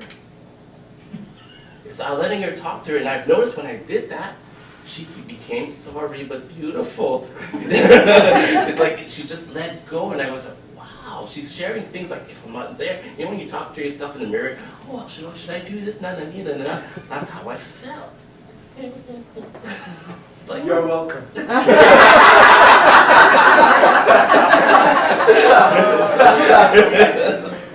What you're saying, of course, it's exactly what we are trying to accomplish here. The most basic and simple example for communication is the phone, okay? The phone wire, you know? The phone works with this way. It receives one voice at a time, from one end to the other, and then it takes the message from the other end to the other. Both messages cannot go at the same time. They will clash. You will not be able to hear anything. So first you need to stop any input of information on your side to be able to absorb the output that's coming from the external. And when you are in such a state and you are not occupying yourself that I need to be affirmative all the time, and I need to comfort her, and I need to tell her that I'm here for you, and I'm listening, and I can understand, all of that is, sorry to inform you, I'm sure that you know, it's your ego trying to kick in to make you feel that you're doing a good job in listening. But listening is not a job. It's not a job. Listening is a simple living capacity. When we are listening to somebody, we are alive to interact. If it's with people, if it's with things, if it's with God, whatever it is, we are alive to interact with life. And that's the act of listening. So that means we need to take out of the formula of listening, the formula of communication, this need to perform and this need to please. Because me listening to you and being internally curious is a reward in itself. For me and for you. Does that make sense? Let's take it to the next step. What you were doing now was verbal listening. How it would be to listen non-verbally. What you may learn if you listen to a person non-verbally. Let's explore and see how we got help. This time, I'd like you to choose anybody in the room. We'll just do it once with one person. And I will ask a question for the whole group, but I would like you to think about it individually and conjure what kind of emotions that this question make you feel. And try to communicate this emotion and what you are feeling without using words, nor gestures. It's more about eyes, expressions, breathing, and sometimes just a simple look will communicate a lot. Both of you will do that at the same time. So both of you will have a nonverbal conversation. And you need here to shift your mind between, in a moment you are communicating, in another moment you are receiving. When are you doing what? What happened in your body while you are doing one, while you are listening, and while you are non-verbally speaking? Are the instructions are clear? Are we doing this standing up or sitting down? As you wish as a couple, like you just take your partner, you want to stand up, you want to sit down, however it will be. The only thing that I don't want it to be, the guess what movie game. No. I want it to be with the minimal input. You have no idea. While I'm sitting here and I'm feeling something and I'm not moving a muscle, there is a massive amount of information that I'm sending to all of you. If you will just stay still for a moment and cut any input from your side, you will be able to receive these messages. And that's an amount of information that there is not enough words to communicate, which will enhance the communication, which eventually will enhance the relationships. Can we try that out? Sure. So please, pick anybody in the room, look at each other. Sitting down or? Don't start until I will ask you, because I have to ask you a question. Anyway.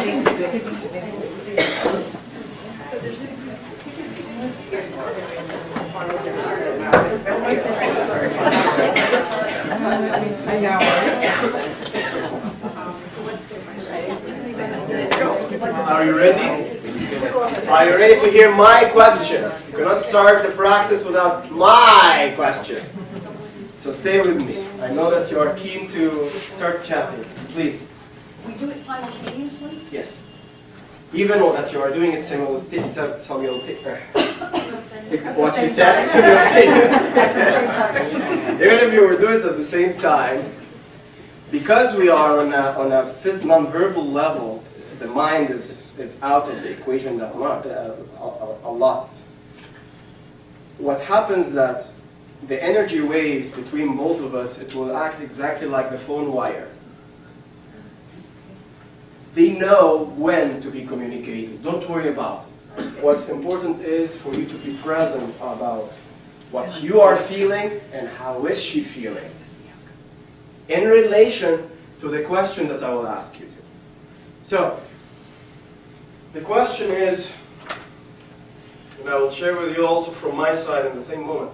The question is, what happened in Ottawa recently? This horrible accident.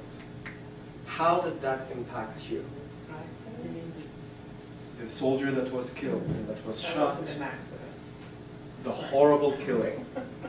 I'm sorry, my words always betrays me. So, however you will perceive it yourself and how you felt about it, conjure this emotion and communicate it to the person in front of you, non-verbally.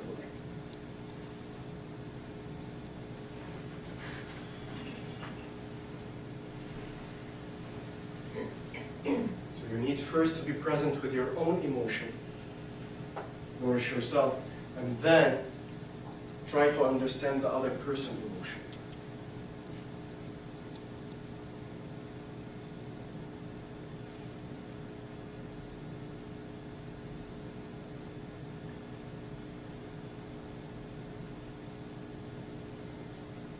Do not communicate without an eye contact, at least a gentle one.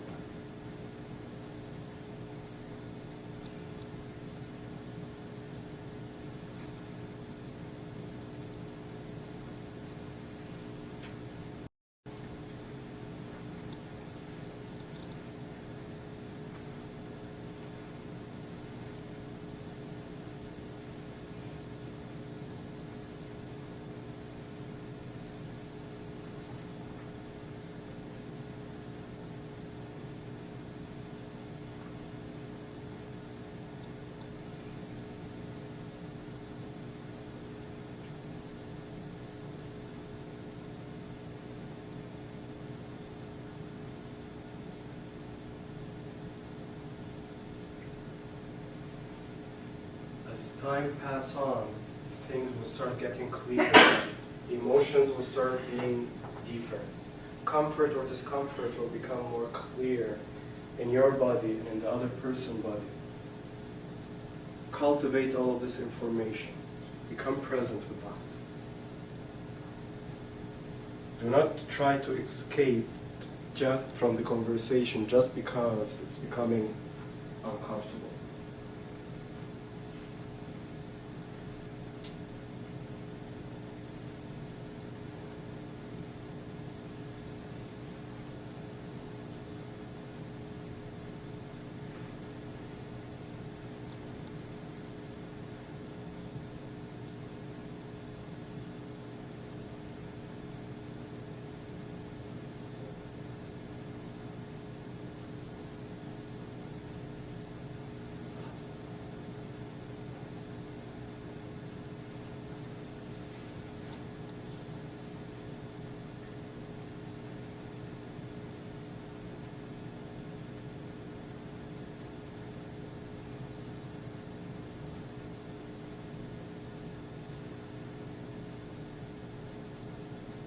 May I have your attention, please?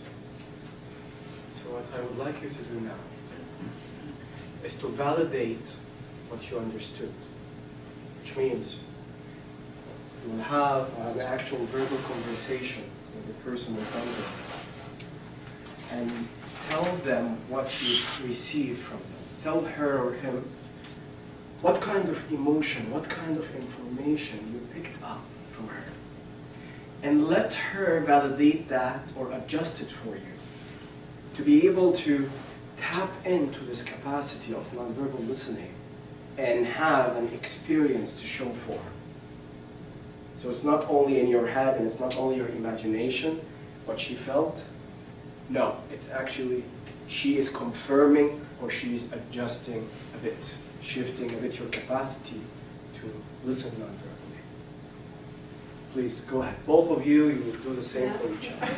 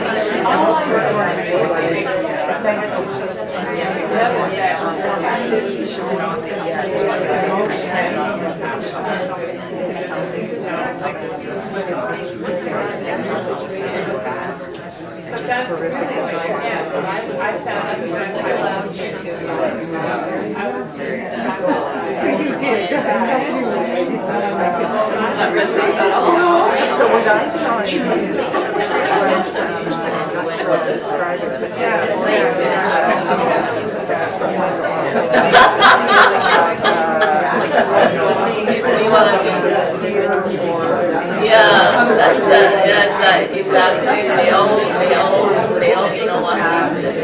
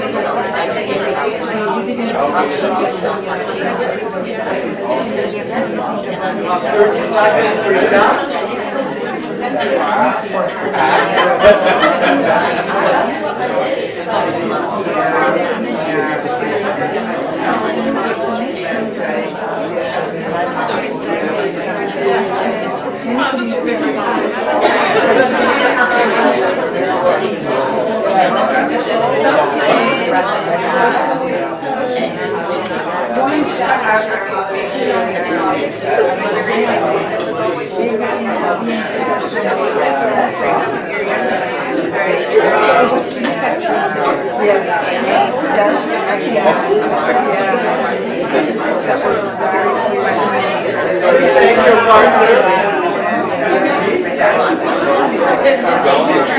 May I have your attention, please? Please thank your partner. Thank your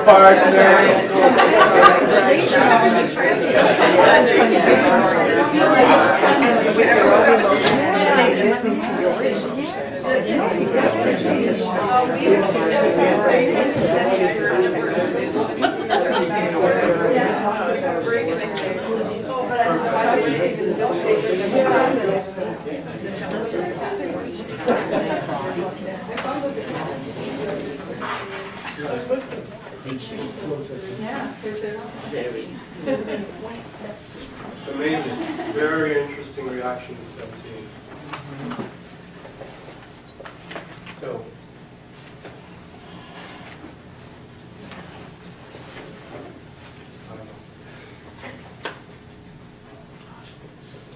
the question that I would like you to, or not the question, the learning that I would love you to share with us and teach me is, what did you notice? What different would happen? What shifted? Teach me, share with me. This experience, how was it for you? The idea of listening without words. You have to be present. You have to be present. Yes. The Otherwise- mind is nowhere else than trying to visualize at the same time as analyzing, so your focus is really on what's going on in front of you. And how was the result of that? My thoughts were around the question itself and the reaction that was coming in front of me. It wasn't spread all over like when we're listening to someone, like it was mostly focusing on show your real emotions and try to absorb what the other one is giving you. Yourself? Yeah, when we share that, we are completely amazed of the complexity of what we could express and at the same time receive, and how we could for each other feel it and express it after, even if it was quite complex, what we went through. I'm completely amazed. And how real and profound was what you managed actually to exchange together? Yes. Very strong. Very strong. So it was on target. Nothing of it was off target. Yes. Well, as an example, I was saying to her, I observed her compassion for the bigger issue. And then she described what she had been experiencing in her head. But it was that sense of the compassion of not just this fallen soldier, but all the impact on the families, the shooter and the person killed. But I also would describe from a physical point of view that this rhythm, because I was very much, like many of you, I'm sure, was locked down that day and closed a lot of emotions, and it wasn't until I saw the soldier's face that I released.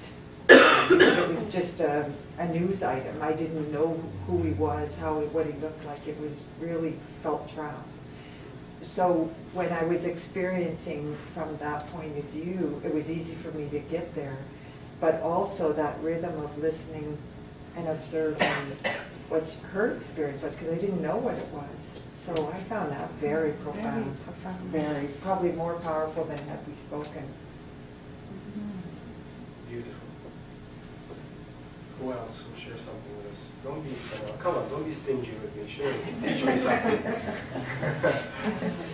Her physical appearance in her face at the time, I kept detecting distress from her eyes. Just from her eyes and her eyelids, her face was, I could see the sadness behind it. I didn't know why she was distressed, other than the whole thing is distressing, but at the moment, and she tells me later that she was locked out as well and didn't know, so that was distressing.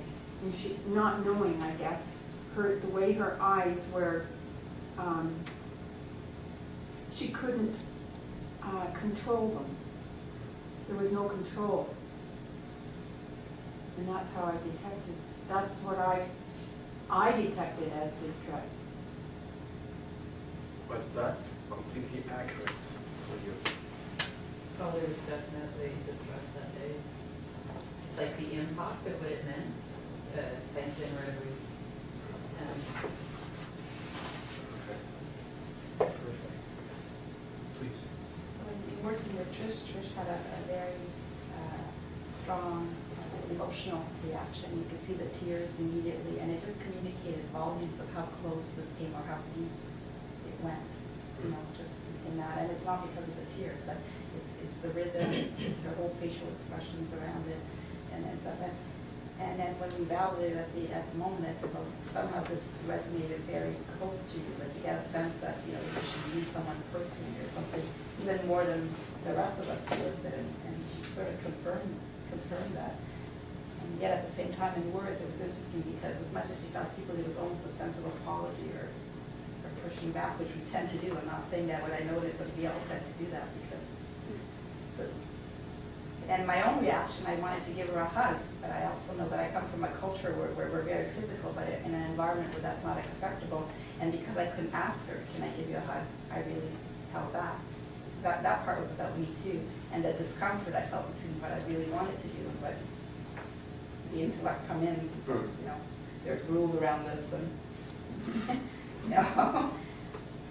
So, but her, but that other aspect that we stayed with me too, so I'm saying, oh God, where do we pick up these rules? And they're very present.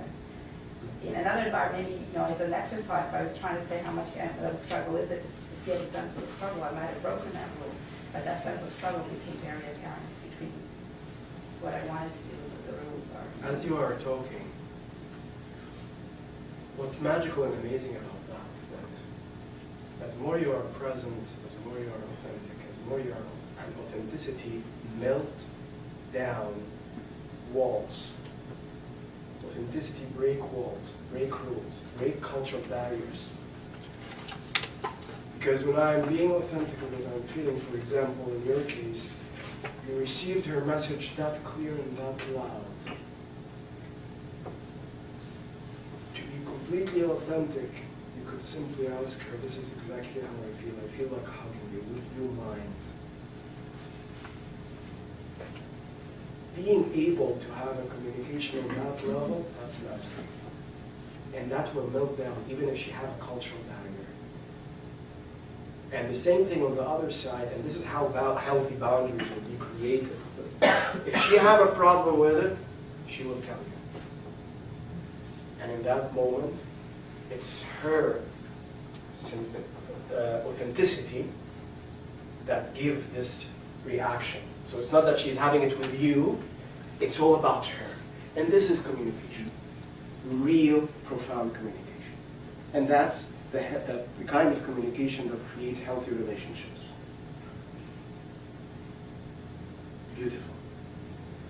I need the last one. Last sharing. I don't know, I need a last sharing now. Deal with it.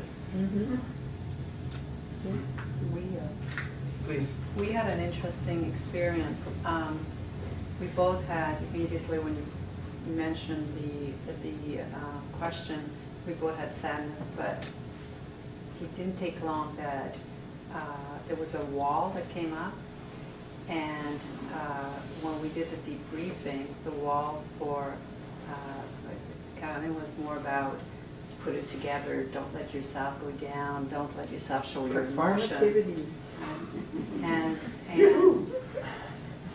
for me, she had perceived it as despair in some ways, and it's because I was with the 500 military the day of the funeral, and the police officer, and it brought back that whole emotion, and I didn't want to go there again. So I tried to, I was trying to put that wall in. And obviously, you failed.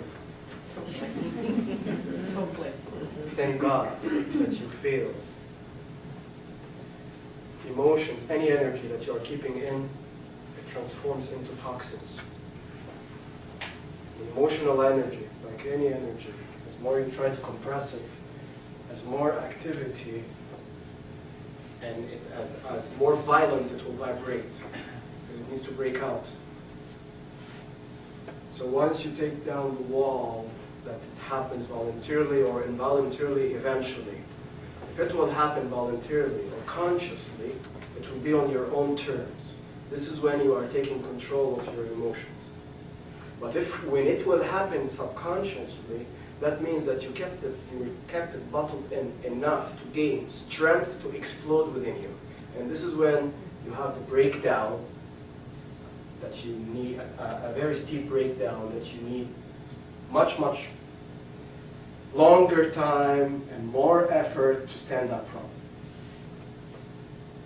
This is why all of what we are doing is for me, is the most important thing. It's the art of taking down walls, barriers that we surround ourselves with. And it starts from our physical body, connected to our emotional, and then of course, shadowed by our intellectual side.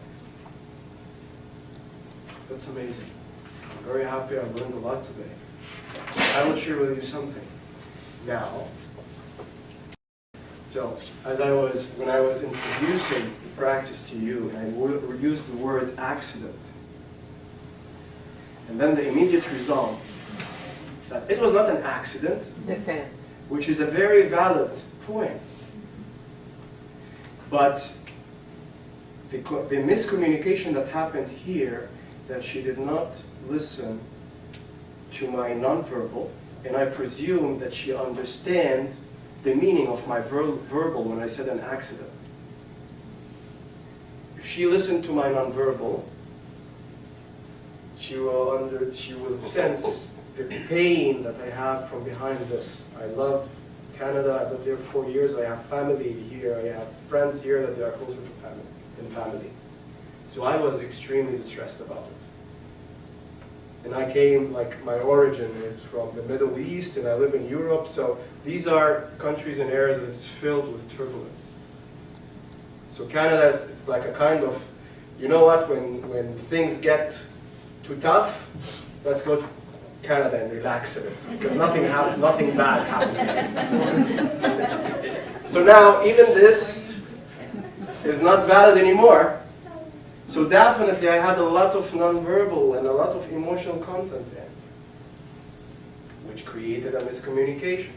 But at the same time, from my side, if I did not presume that you understand what I mean when I say an accident, and I would explain a little bit more from an emotional side while I'm presenting, but unfortunately, the practice doesn't allow me to explain my own emotion. It would be like giving you a cheat sheet, and I don't want that. So that's a learning for me, and that's a learning for her, and that's a learning for all of us, exactly as the gifts that you give me now. So please, now, take 10 minutes break, and then we'll come back, exactly 20 minutes, and then we'll go to lunch at 12:30. Okay, so please, let them be 10 minutes. What's the time now? 10 after 12. 10 after 12. It's 10 out, okay. We have to recap now. This is what happens when you're enjoying your time too much.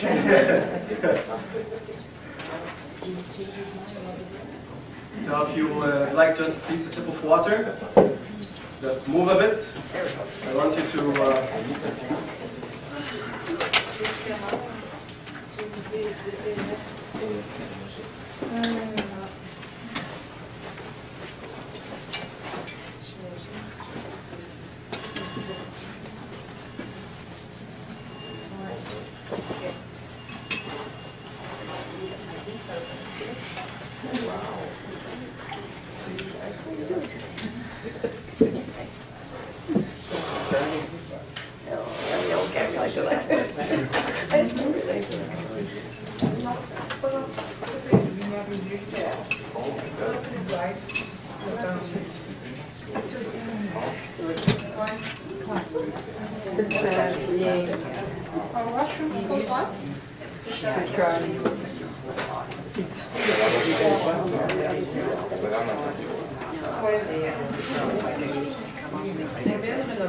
Not like he really was. For me, it's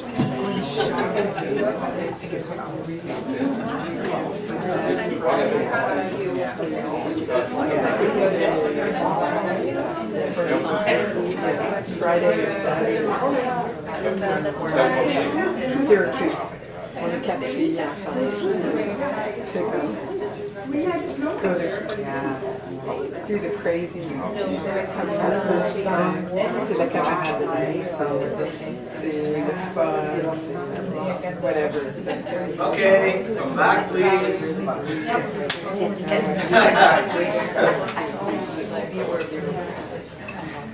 Yeah.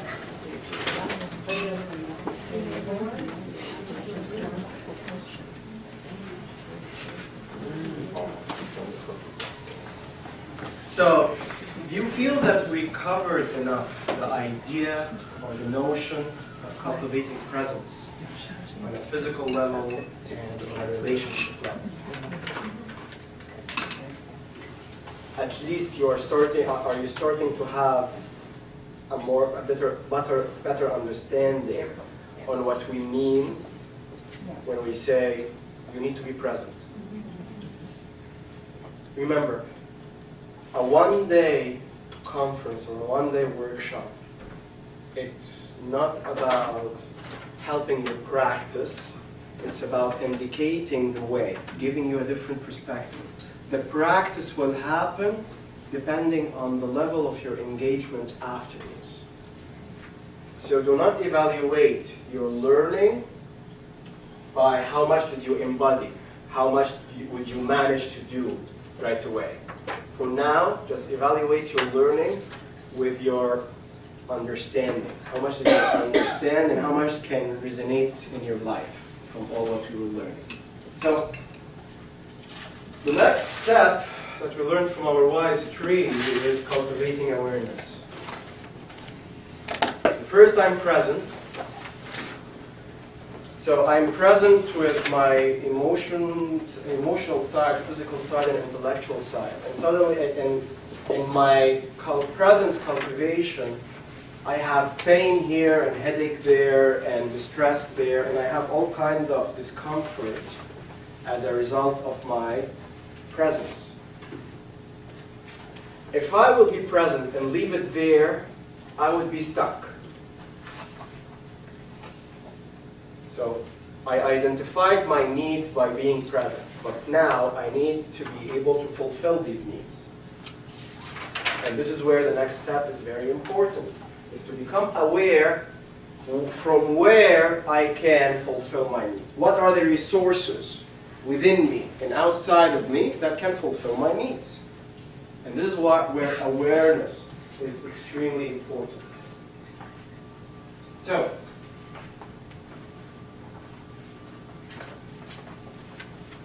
can you give me an example for when you lack awareness? Or an example about what does it mean to be aware? Help? Well, if I'm hungry, I'm aware that I'm hungry.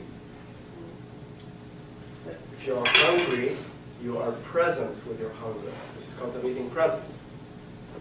But then, how you're going to feed this, from where you're going to get your food, this is being aware. Okay.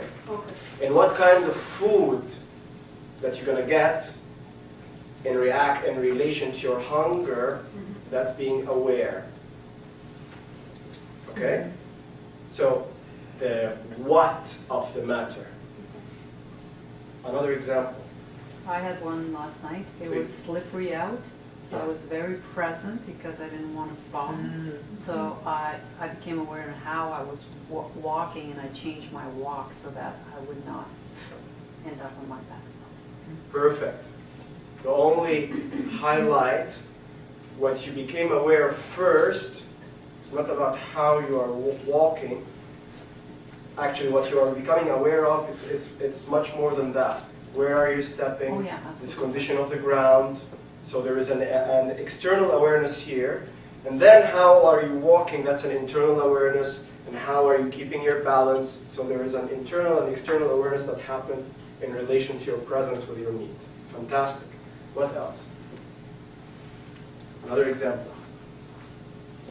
Well, sometimes as we're traveling, we don't seem to enjoy the journey almost. And we're moving so fast, and we're driving, and we're not even aware of what blocks we passed, and all of a sudden we end up to our destination. You go, how did I get there? Because you weren't aware of what, because you're all the chatter in your own head and going through, or chatting on the cell phone as you're driving, and you don't even realize you're already at your destination. That's lacking awareness. But so how do we become more aware as we're going through that? We don't need to jump into the how yet. Okay. We need to kill the what first. Okay. And that's a beautiful example that I think it resonates with the majority of us. This idea of when I am not aware, life happened to me without even noticing it. So there's a big piece of your life in reality, in the now. You completely missed out on it because you were focusing on the destination that you will reach in the future. Imagine if you are driving for 5 hours to go to this concert, and while you are driving for the 4 or 5 hours, there's a lot of things happening around you, but you are just thinking about the concert. So your mind is focusing on the destination. You're going there, you reach there, oops, they canceled the concert. You wasted 5 hours of your life choosing not to live, suspending your life in that moment, focusing and with your expectations and aspirations on the future. And at the end, the future is unpredictable, which means that, so it's the imagination of a future with a certain outcome. You did not predict that it will be canceled, so it doesn't exist in your future. So in that case, in my mad scientist mind, I will say that you alternated what's a realistic reality with an illusionary reality, and you chose to live in it, in the illusion that it may or may not happen, may or may not be confirmed. And that's something that all of us suffer from. And that happens when we are not aware. Another last example. I would say way. Sometimes when I'll speak for me, when I'm feeling sad or something's bothering me, I'll soothe it with something else, like I'll distract myself with another activity so that I'm not feeling it. Distracting yourself with another activity. So where is your awareness in that moment? There isn't awareness. That I know there's a feeling, but I don't want to feel it. Try again. You started with presence. The present, you cultivated. While you were cultivating presence, you were distressed with what you found, a kind of pain, of emotions. Then your next step, in that moment, what would be your awareness? Because running away, that's a course of action already. You took an action. I'm saying that's the non-awareness. That's like suppressing it. So it's the reverse of being aware. I will not say, I don't see it like that. From what I am seeing, and that's when you are less judgmental about yourself, I think you will be able to share this with me. You were present about the pain. With the pain, you were present and cultivated that. First step, fantastic. Next step, you became aware that this pain cannot go on. Okay? This pain needs to be just dealt with somehow. And that's the awareness here. The course of action, the action that you chose, it was the one that is not nourishing for you. But you already did the awareness. Okay? So when we follow this simple 3 steps, you will know exactly where you're going wrong. So in the action here, instead, in the actions we have 3 things. We have absorbing, we have releasing, and we have enabling. Okay? You chose, instead of, because you have a pain, you have something that needs to be released, you chose to absorb something completely different in that case. So the action here is out of sync with your needs. You have a certain need, and you give it a completely different kind of an action. And this is where we went wrong. So it's not an awareness thing. Is the meaning of awareness becoming more clear now? Yeah. Okay, I want some examples about simple physical awareness. I'm hungry. Stomach. Yes? Starting to Talk to me. talk to me. So the physical sensations in your stomach that you were present with Yeah. made your intellectual presence conclude that you are hungry, and that's all that is presence. Now, the awareness. So the awareness is, what am I going to eat and when are you going to finish this?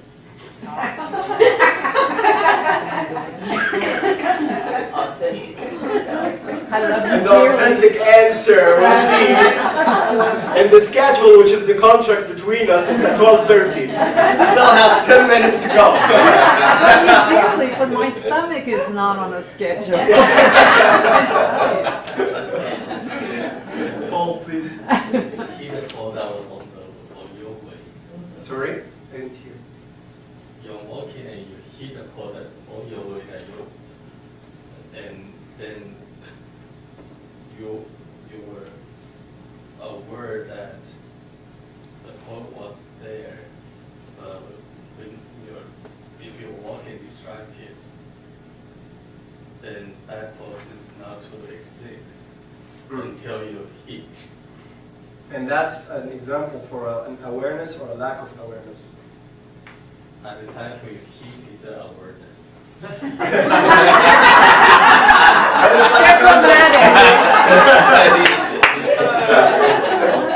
It's a kind of a too late. Cultivating awareness at that point after the accident will happen. So just simple physical accident that we are not. My mind is in a completely different place. I'm not aware with my needs, and number 1 need is survival and self-protection.